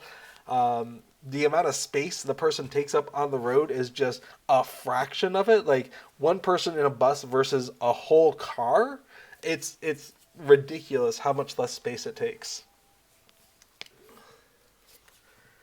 It's the benefits for society are multiplicative when more people are able to use public transit. Not that they should have to use it, but when it's an option, when it's a viable option for me to say, oh, I think I want to go downtown. I'm going to walk out my door, and within 15 minutes, there will be a bus that will take me to the train station. Within 15 minutes of that, there will be a train that will take me to downtown.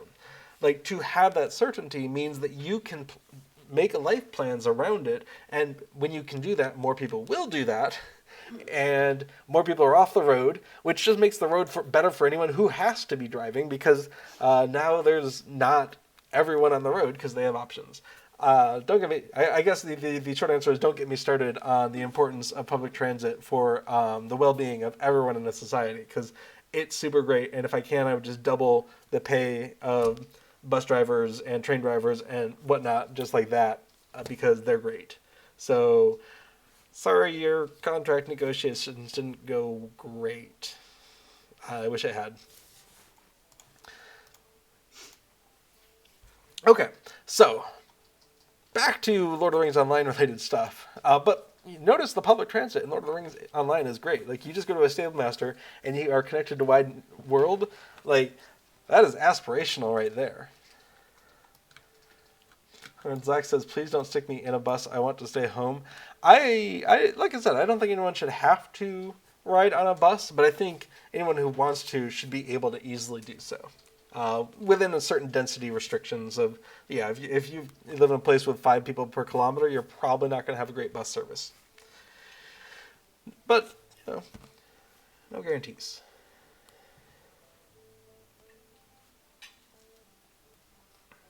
Oh, yeah. Loretta points out, tomorrow we're going downtown, or to the big town near our small village, and we do not need to plan on how we're going to get there. We're going to walk out the door and get on a bus, and 20 minutes later we're going to be at our destination. And then we will walk for 5 minutes, possibly picking up some French fries on the way because they are tasty. But none of that needs a lot of planning. It's just, which bus are we going to get, right? Like, there's options. Big fans of it. Okay, so we have a zip file. In that zip file are the files we need. Which bus? No. Which bus? Totally different. Now, one of the things I really like to do is to plan ahead what I am going to post on the LOTRO interface page. This is for 2 reasons. One, it's nice to have a historical reference. So, list my interfaces. It's nice to have a historical reference of what has been here in the past, because they're only showing you the current version of this text. And so if you want a backup of this, it's kind of on you to have that. And I like having that. I like seeing how this page grows and evolves over time. Thunder says, problems with public transport. I find that especially trains is so expensive. Yeah, if I could wave a magic wand and just have things be as I wouldn't necessarily charge people for using mass transit, since we don't want people.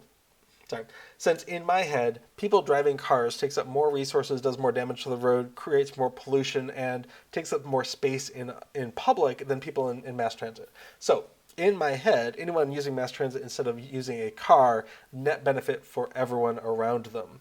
And so, from a government's perspective, overhead rating should want more people to choose public transit over a car. There's a lot of need for road maintenance in the United States, where Little Redhead and I hail from, because the roads get so much more used, so many more vehicles, especially heavy vehicles, driving over the roads, because their owners really don't feel like they have another option. And they're not wrong. And so the roads get damaged faster and need to be repaired faster and are more expensive to maintain, and they need to be made bigger and stronger and all of these things. And it spirals, the cost of that spirals. And so there's this hidden cost of driving a car is kind of a cheap option for a person, even in the Netherlands, because society has decided to build all these roads, right? And so the cost of all those roads is not factored into an individual's decision to make a single trip. So when Little Redhead and I look at this more holistically, we say, not what is the cost of a single trip with a car, but what would it cost to own a car for the space of a year, whether or not we're using it? And then what's the incremental cost of using it for a given trip, based wear and tear on the car and the cost of fuel. And pretty much no matter where we would think about going in the Netherlands, the cost of owning the car, the whole cost of owning a car, not just that single trip, is always more expensive than just the train ticket to get there. Until you get to about 3 people. And it's been a while since I've done the math, but I feel comfortable with that. And that's not even the part of you have to pay attention while you're driving or you could kill people, which I'm not a fan of. And so even discounting you just get to sit back and relax and it's someone else's problem to get you there, the actual cost, euros or dollars cost of having the car to get you to the place is more expensive than any individual train ticket. Unless you're driving like a place every day, or every weekday of the year, then maybe the average cost of the ownership goes down enough, but then the cost of wear and tear and maintenance goes up proportional to how many miles you're driving, or kilometers, and the cost of fuel also goes up. And so I could see it, like if you could drive in 40 minutes, what it would take an hour and a half to do by train. You're saving a lot of time, and so even if it was more expensive to do with a car, okay. But yeah, in the Netherlands, train trips are not cheap, but they always end up costing less than the corresponding car would if you had to own the car. And so the only way where it's really cheaper is if you have a friend who has a car and they're willing to drive you, and you just chip in a few bucks for petroleum. Cool. Like, you have saved money, but on the backs of your friend's budget. Thunder Hunter says, now I'm in the east of the Netherlands, the connections are bad here. Yeah, the further away you get from the Randstad, probably the less awesome the mass transit is in general. We're lucky enough to be near Arnhem, and so we benefit from a lot of mass transit connections because of that. But yeah, from a government perspective, the more people you can get willing to use bicycles or buses or trains or anything other than cars, the more money you save. You can make your roads smaller, cheaper. You don't need traffic lights. Traffic light installations are horrifically expensive, both in the original installation and in the maintenance cost over the lifetime of the road, which is basically forever. And so the more a government can encourage people to use buses and trains, the more it just saves money. And so it is in the government's interest to pay bus drivers well and to have a good fleet of vehicles and to make it as cheap as possible so that as many people as possible will use it. And so if I could wave a wand, I don't think I would charge any money for people to ride transit. Like, just get on the bus, get off wherever you want. Maybe tag in and tag out just so we know how people are using the network, but like no cost. Like, we'll even give you like 25 cents. If you tag in and tag out, we'll give you 25 cents so we can track you, right? Like, I would do that. And if you don't want to be tracked, you just don't tag in and tag out. But if you're willing to let us track you, it'd be nice to know how people are using the system, right? That kind of thing. Lord Zach says, our government here spent millions on bad asphalt on the highways, and they crumble within years. Lord Zach, it does not even have to be a bad asphalt, though it could be. I don't know where you live. But if you are living in the United States, for instance, that asphalt, good or bad, has to take the weight of vehicles whose weight and size have exploded over the last 30 or 40 years, where you have people who have things that they call trucks that are literally 2 or 3 times the size of working pickup trucks, where they're multiple ton vehicles. And just the weight of those vehicles will cause damage to roads as they're driving, let alone things like snow tires. Just the weight of vehicles and how many vehicles there are, because there's no viable alternatives for a lot of places in the United States. So you have to have a car. People have incentives to have bigger and bigger and bigger cars, and the weight of those vehicles is damaging to roads. Anyway, when you're releasing a plugin in Lord of the Rings Online, I recommend having the text that you're going to paste into the LOTRO interface page or the forums for announcing this stuff. I recommend you prepare it ahead of time. If nothing else, every once in a while, when you're in a browser window, something will go wrong, and the text you have put into a browser's text area will disappear because the whole window disappears, and that can be very frustrating. I'd much rather just copy, paste, done. And if anything goes wrong with the browser window, doesn't really matter because everything I was going to put in there was already prepared. Lord Zach says, I know electric cars are super heavy. I don't know that electric cars are that much heavier than other vehicle options on the road, but electric vehicles do have extra weighted batteries, which are going to be heavier than the corresponding amount of fuel that they're offsetting. This is absolutely true. We just don't have batteries that have the energy density of liquid fuel yet, maybe ever. And if we do, then you have the same fire issues as fuel, except battery fires can be harder to put out if you don't have special equipment. It's a whole thing. But I don't think there's a really viable option to replace every petroleum car on the road with an electric car, just because lead batteries are not environmentally great either, and there's still a lot of pollution that comes from electric cars. Like, the most obvious pollution from a car is the burning of the fuel. and that will produce things like carbon dioxide. But you also have particulates emitting from the tires, which electric cars are going to have as much or more of.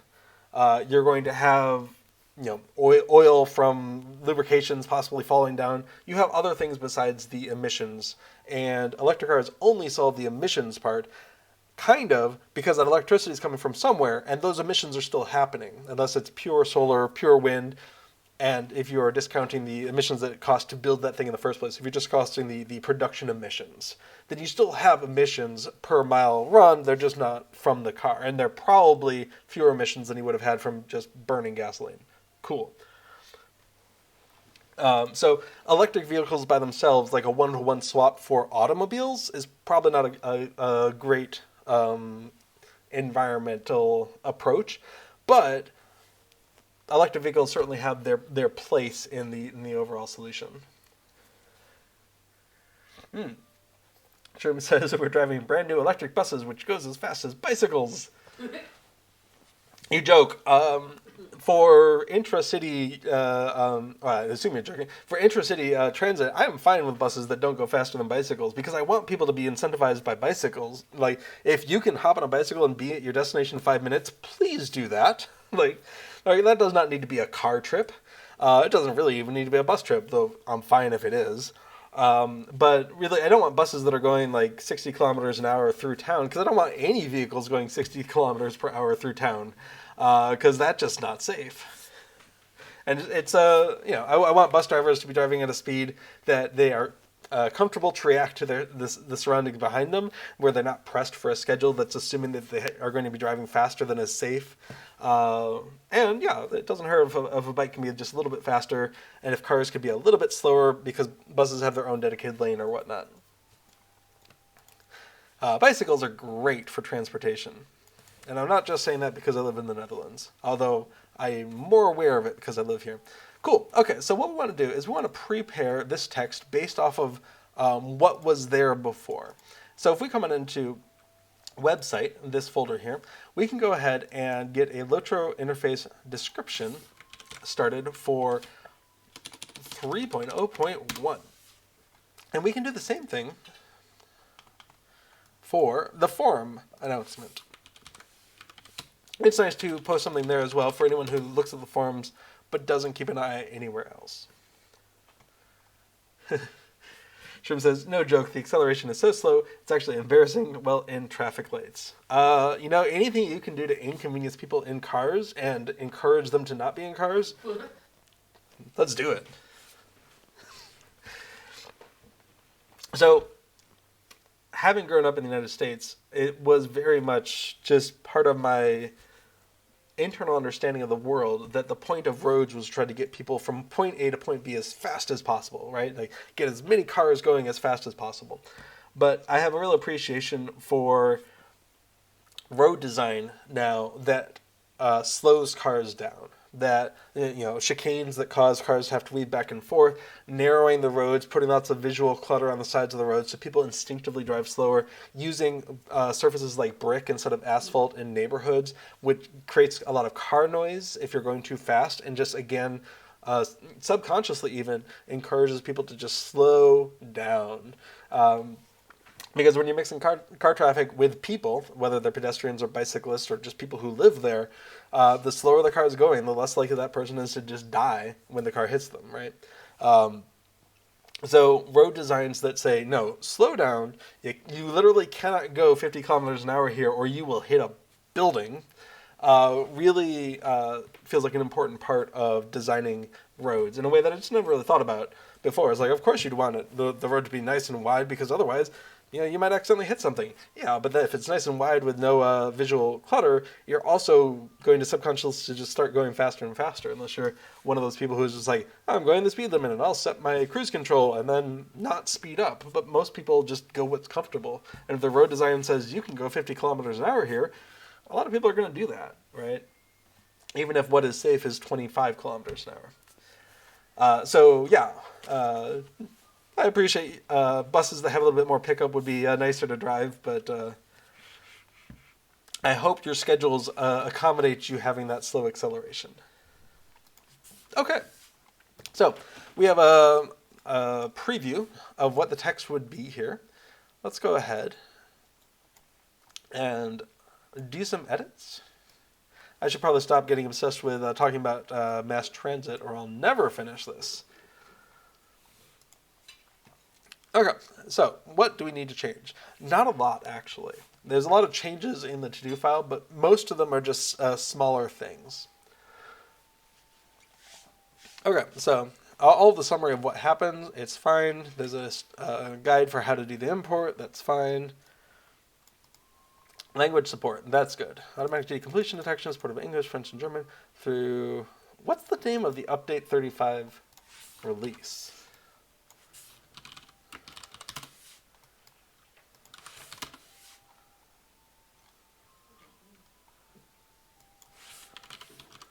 LOTRO updates.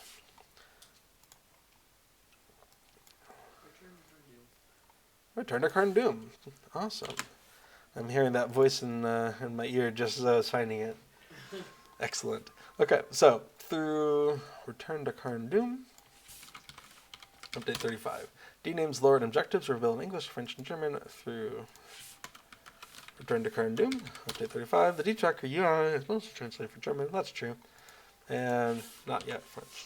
And Little Redhead has put that into chat. Return to Carn Doom! I should have remembered that, but I don't actually have any level 140 characters, so I can't do those dungeons. Notes! See description of all the features. Sure. Okay. Installation and setup. I have eliminated the need for the turbine classes and examples.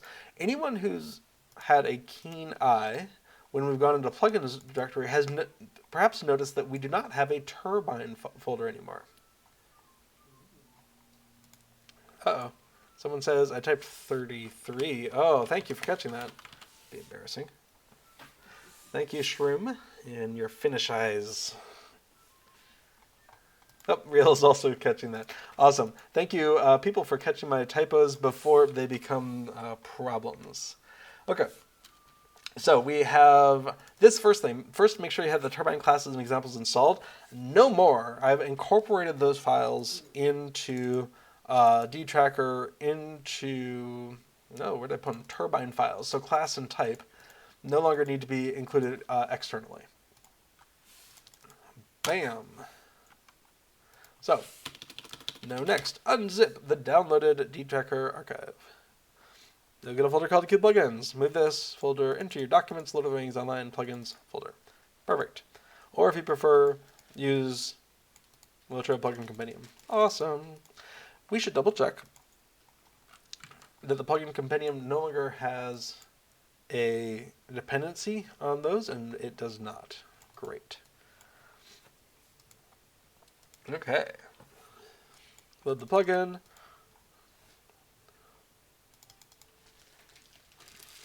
When the plugin manager opens,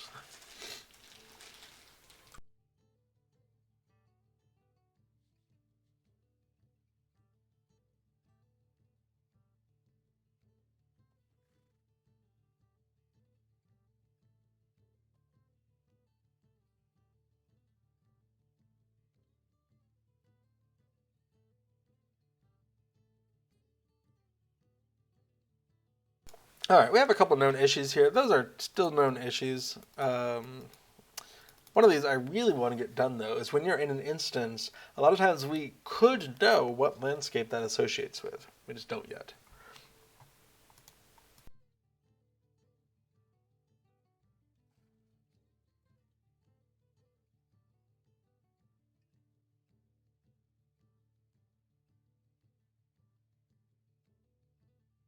Shroom in chat asks, is there some site that what shows how many players is playing LOTRO these days? I don't trust that Steam community tracker. Yeah, as Little Redhead points out, I think the Steam community tracker only tracks people who launch the game through Steam. And a lot of people I know just launch it through the launcher, through the built-in launcher. They don't play it through Steam. So there are some numbers that have been attached to investor presentations by the grandparent company that owns Standing Stone Games. that have suggested how many active players they have. Those numbers can be found out. I don't remember what they are off the top of my head. But it's a little hard to take numbers of active players usefully because Lord of the Rings, like many MMOs, is split up across multiple servers. And you could have an active population of 50,000 players per month, but if they're all over on Evernight and you're over on Crickhollow, that doesn't do you much good, right? You're still going to feel like the server you're on is empty, even if the global population of LOTRO players is high. So knowing how many people play LOTRO isn't maybe as useful as how many people play LOTRO on the server that you want to play on. So for instance, on Treebeard, there's usually at least 40 or 50 people on even in the dead of night, and oftentimes there can be hundreds of people online, but it can vary wildly because Treebeard's a legendary server, and so there's incremental release of content there, and if people are interested in that release of content, there's going to be a lot more people during the initial release, and then it might taper off, and then, next release, and come on back. Whereas a longer-lived server like Laurelin that has a really active role-playing community or music community might have a lot more stable numbers week to week, month to month. And so, Edgar Arthur tried to post a link, possibly about numbers. Interesting.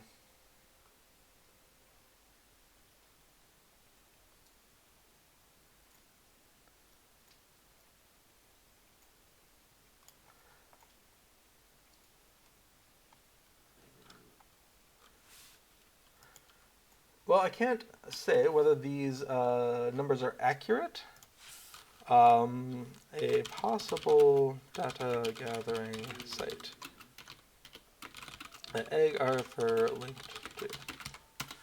I will just show it on screen for anyone curious. There are some graphs here that suggest how many logins are happening. I don't know where they're pulling that information from or how realistic it is. But I think that the most reasonable thing is to, when you're online a server, you can see how many people are online who are not anonymous. And anonymous is a thing you can just tick at the top of your window. If you're anonymous, people cannot inspect you and you won't show up in who listings. And in general, I would say probably at least a third of a server's population, probably a lot more, is set to anonymous.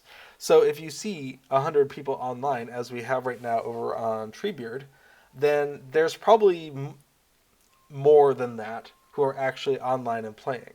Possibly a lot more. I would guess that number is really more like 150 to 200 of people who are legitimately online right now on Treebeard.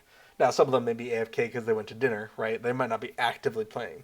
But, you have to have some concept of how many people are anonymous, but you can just pop on every couple of hours and see what does the population of non-anonymous people do over the course of the day. Does it stay high? Does it drop off?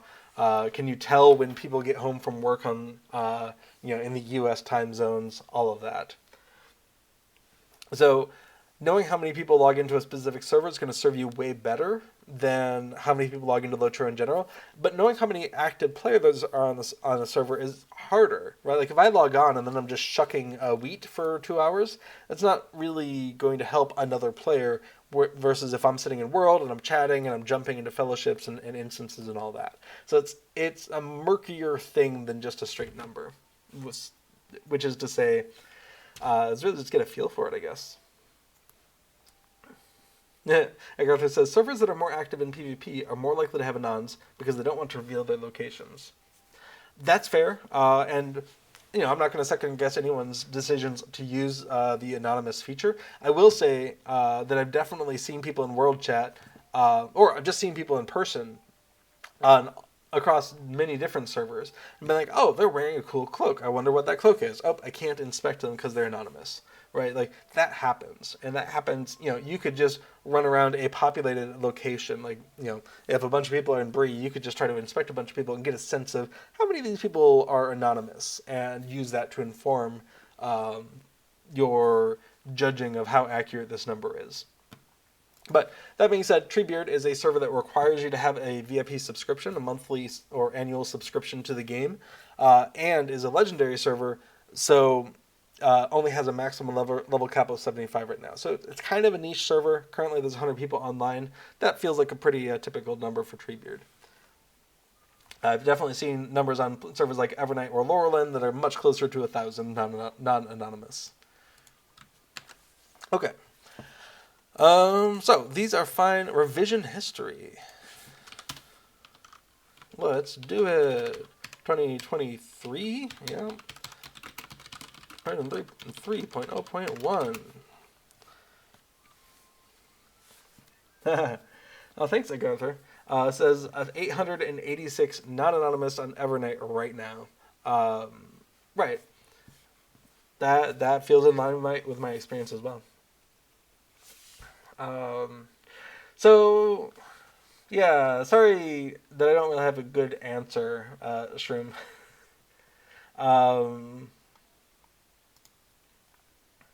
Most Lord of the Rings Online servers allow you to log in for free with a free-to-play account. So if you're kind of curious, what does it feel like to be on a server? You can do that with most servers. Just jump on with a free character and kind of see what it's like across a couple different times of day that you're likely to play. And that will be, I think, a lot more informative than any sort of online numbering system, because what matters is the times you want to play on the server you want to play on, not global or monthly or weekly numbers across all of the servers, or even across the one server. If there's 1,000 people on Evernight at all the times except when you want to play, and then there's 20 people, or if you're looking for a quiet experience, if you're not looking for a bunch of people online, yeah. Anyway. Little Redhead says, Shroom, are you debating which server on which to play? That's an excellent question. If, Shroom, you are new to LOTRO, then you may not know that many servers have sort of their own flavors of community. Like, for instance, the music community over on, I want to say, Laurelin, and the role-playing community might feel very different than over on Brandywine. Okay. Well, I don't remember what we did. Let's go over to README for what we did here.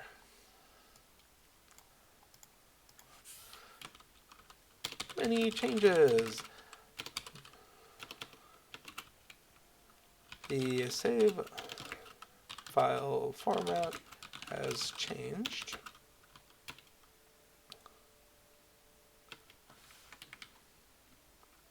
Yeah.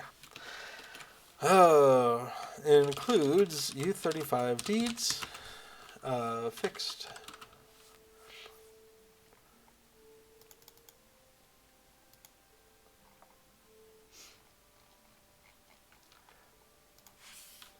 French and German gendered deed name detection, deed completion detection, revamped save file format, and more. Release.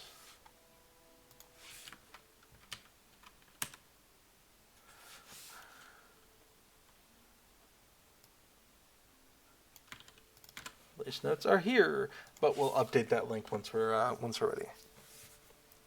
Oh, Shroom says, no, I'm playing on Evernight. I'm glad because this community is awesome. Great. Flinter Hunches is also on Evernight mostly. I was on Evernight mostly too before Treebeard happened, and then I very much veered in the direction of Treebeard. Flinter Hunches says also Arkenstone. Nice. Okay. So we've added our version information, and that's really it.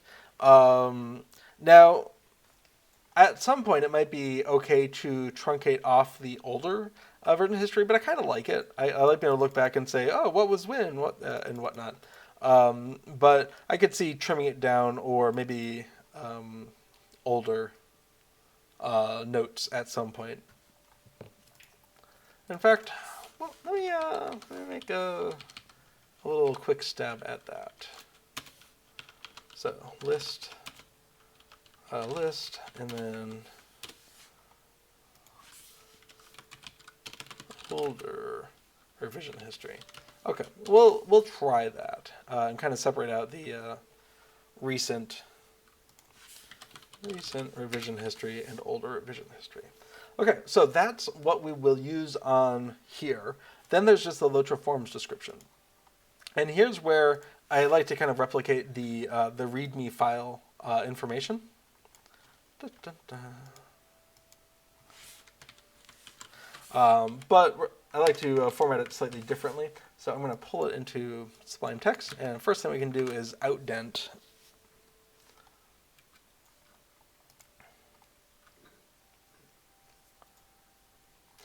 Shroom says, I'm just a casual gamer and I like to explore and level up. I don't see LOTRO as competitive. Nice. Yeah, I'm very much a completionist, which is why I wrote the D-Tracker plugin to help me track all these in-game objectives that I can complete in a way that made more sense to me. But I spend a lot more time writing plugins and playing around with that than maybe actually playing the game. That's fine. I'll hit maximum level at some point on standard servers. Okay, so what we want to do is do a forum lists. So list, and that's going to be an end list.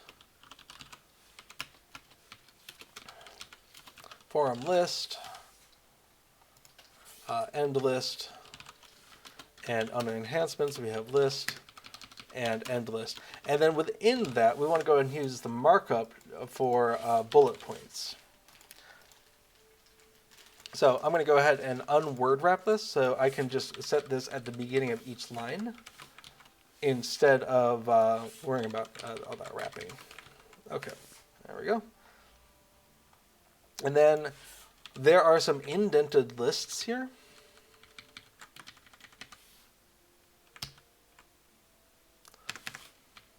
And for those indented lists, if we want them to actually show up as indented lists, we need to go ahead and have a sub list.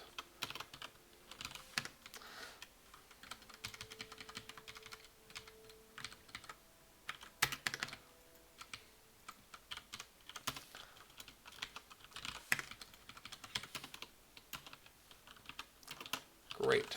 And then from within here, we're going to go ahead, and just have that. So that's a little bit more complete here.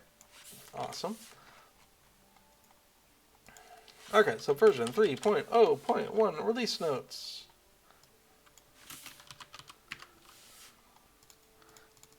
Okay, there are a lot of changes in this release. The biggest is under the covers. The file format has changed from v2.0 to v3.0, and your per character save files will be updated when you first load the D-Tracker plugin on each server. If something goes wrong with the update, please contact me at lotrodtracker@gmail.com. Is that? I always second guess myself and I don't know why. lotrodtracker@gmail.com.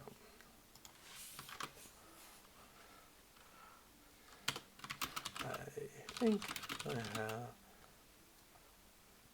accounted for all possible. Yeah, I'll just leave it at that. Additionally, this update includes the E35 Return to Karn Doom. Not sure how to spell that, but we have it in the other one. And in chat. There we go. Include the update E35 Return to Karn Doom deeds.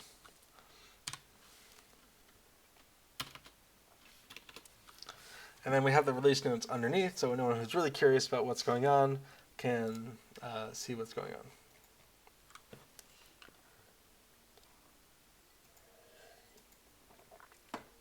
on. Sherm had compared LOTRO to World of Warcraft, and Flinter100 says, same, I play both, but always come back to LOTRO. I get that. Shroom says, do you get feedback? How much? Like you mentioned there, contact me at. I do get occasional bug reports or questions or like, oh, I tried to do a thing and it didn't work. I would say every couple of months, maybe. once this big release is out, I need to go back through and see how many of those I've addressed in this release and how many still have outstanding issues that need to be addressed. Some of them, I've received emails from several people asking about Critter Slayer in Gundabad. And it's like, I can't figure out how to do this deed. And it's like, I'm so sorry. I don't think it's actually a real deed.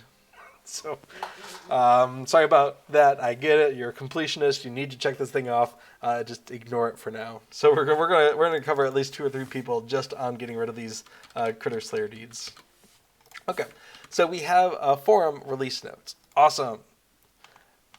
And at that, I think we're ready to just go ahead and do a release. Now, if you're doing a release for a deed that, if you're doing a release for a plugin that you are the owner of, you're the author over on LOTRO interface, and you are logged in, then this is super easy. Barely an inconvenience. Scroll on down here to the bottom where there is an edit button. Edit this. And you can go ahead and say file version. We're doing 3.0.1. And we're going to replace with our new file that we already created, so we don't have to think about it. This is going to be deed tracker 3.0.1. Awesome. It wants you to change the description. Awesome. Let's just copy and paste. Yes, Aaron Bard. Barely inconvenience. I have been watching the pitch meeting guy, who's Ryan George, for probably mostly since the beginning. And I don't watch a lot of Screen Rant things, but that I feel like he hits a pretty reasonable straddling point between kind of joking with the movie and laughing at some of its foibles, right? Like, it feels like it comes from kind of a place of love. There are definitely some places where it's like, oh, you're kind of just trashing a movie, but but I enjoy pitch meeting offerings for the most part. Okay, so we copy pasted our LOTROinterface.com description into here. We're going to preview it and kind of come back. Sorry, there is no preview here. We're going to just run with it, but then we'll read through and make sure it looks good. So we have images here. Those images are still fine. We're going to go ahead and allow other people to do updates and add-ons. I don't think anyone has yet, but it's always exciting to see what people can come up with. Okay, and then we hit update. And it's that easy. If you already have your zip file, and you already have your updated description, and you know if you are going to do any new images or not, and in my head I knew I wasn't, then filling in that form is actually very straightforward. You're going to get this notification that says they may delete your submission under certain categories. They may or may not contact you if they decline your submission. They're going to be scanning it for malicious files before it's available for public downloads. If they find any, that won't bode well for you. All of this information is great. You should definitely read it at least once. And once you are done reading that, the automated systems may or may not already be done. So if we come back into the LOTRO interface homepage and go to list my interfaces, we can see deed tracker lists as updated. We can see version 3.1. Awesome. Now is when we can go through and see, did we make any mistakes like marking things as EU33? So we have EU35, EU35. Awesome. Language support. Dun, dun, dun. Installation and startup. Great. We no longer refer to the turbine files. That was very pleasing when I realized we could do that. Known issues. Dun, dun, dun. Yeah, those are still fine. Recent revision history, older revision history. Great. So at this point, we can come on over to the LOTRO forums. I don't know, am I logged in? Guess I should find out. And the forums, I'm very interested to see how those are fixed up. All right, just logging in on the other page here. Okay, I'm actually going to go back a second now that I am logged in. There is a threading view of things, which I try to respect and make sure I don't just do like an infinite thread, so that I bring it back to the outdent each time. And to do that, I think I have to reply to the very first one.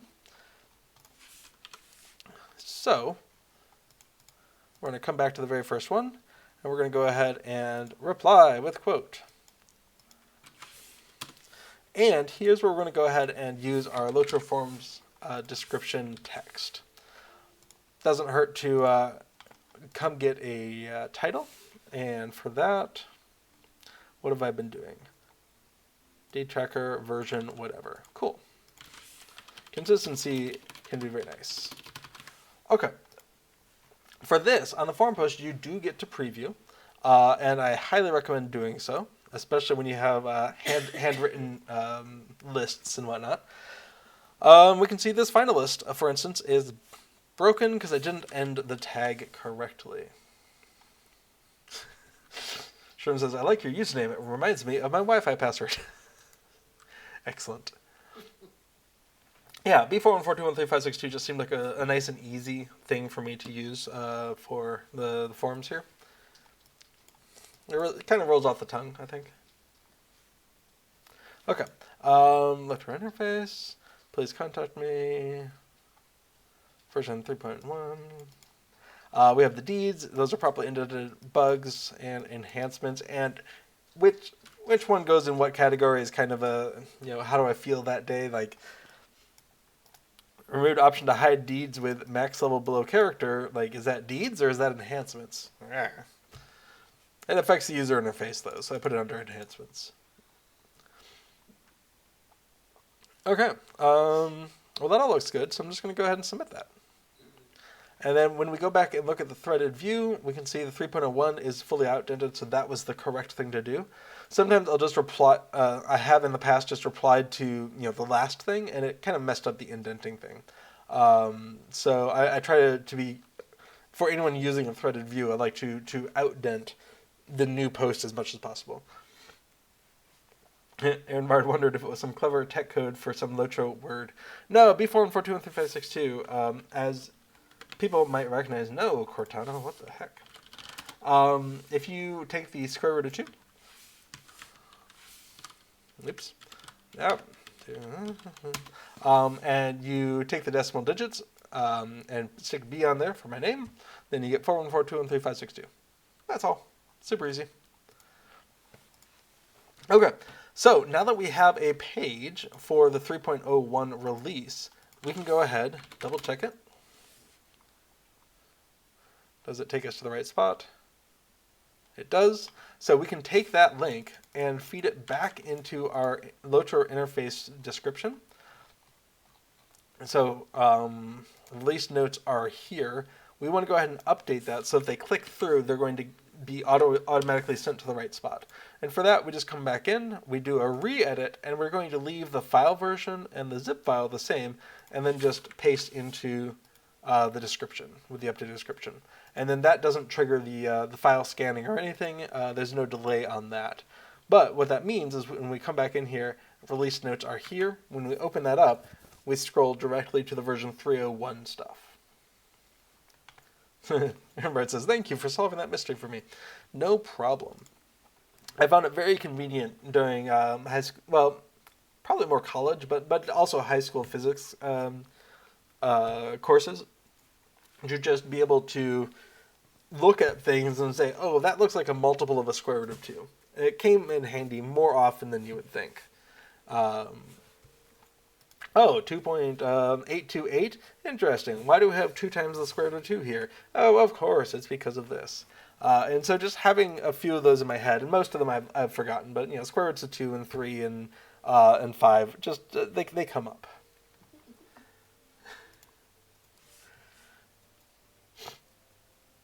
Agartha says B414213562 is way more rational than that B14159265359 guy. Yes, excellent. I like to think of it as justification for being irrational. Cool. So this is the 3-step process. Make the update in the LOTRO interface so that when you go to the plugin forum and you post there, anyone who clicks through sees the update there, but then take that link back to the LOTRO interface. You could do it in just 2 steps if you did the LOTRO forum post first and then did the file update, but then you do run the risk of very early adopters clicking through and then the update's not there or they can't download it yet. So I like to do it's an extra step, but I like to go ahead and do the LOTRO interface up first, so I know that the update's there, then go over to the forums, and then come back with a link. And it's an extra step, but I think just in case, you're gonna have one fewer person, every decade or so who's like, oh, I tried to click through, but it's not there. Yeah, give it a second. I'm still uploading it. And that's it. That's a release. You have your package zip file with just the changes you want to do. If you're doing a patch, only the files you've changed, not all of them. If it's a release, obviously everything. You have your descriptions that you want to write on LOTROinterface.com and over on the forums and anywhere else that you might post this. I don't think it's a bad idea to kind of track these things that you write, that you put out into the world. And then we're going to go ahead and come back into our source control here and version 3.0.1 artifacts. And we go ahead and commit those as well. And I've been meaning to do this for a while, but that's a release, so we're going to go ahead and finish this feature. So, git flow, finish the feature. We're done with it.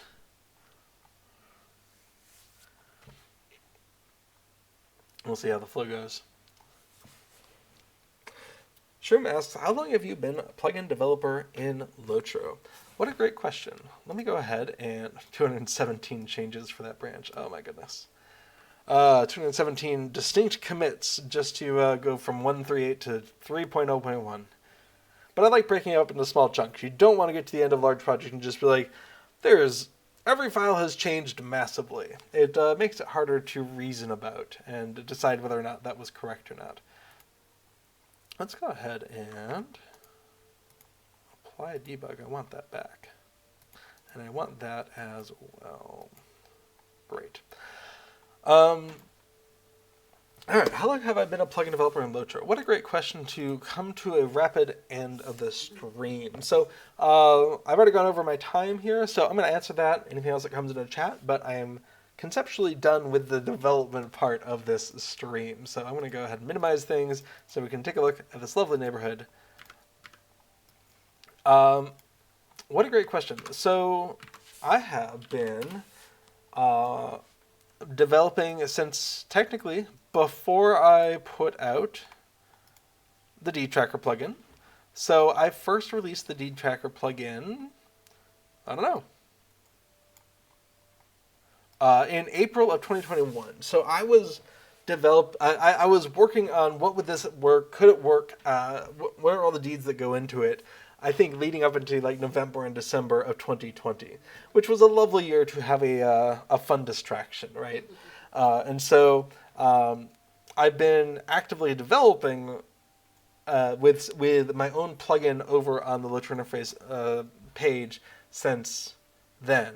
But my first project was expanding the minstrel buff plugin with a timer that shows you how long until your ballads expire, and eventually it just snowballed and it kept adding more and more and more and more things. And so that was probably my first getting into it things. And so I was developing of that, obviously, late 2020, and my first release for public consumption was in November of 2020. And so I don't remember if I was doing anything else before then, but definitely those were the first two that I was really spending a lot of time on, was the Minstrel Buff plugin and the Deed Tracker. Unless I've forgotten something else.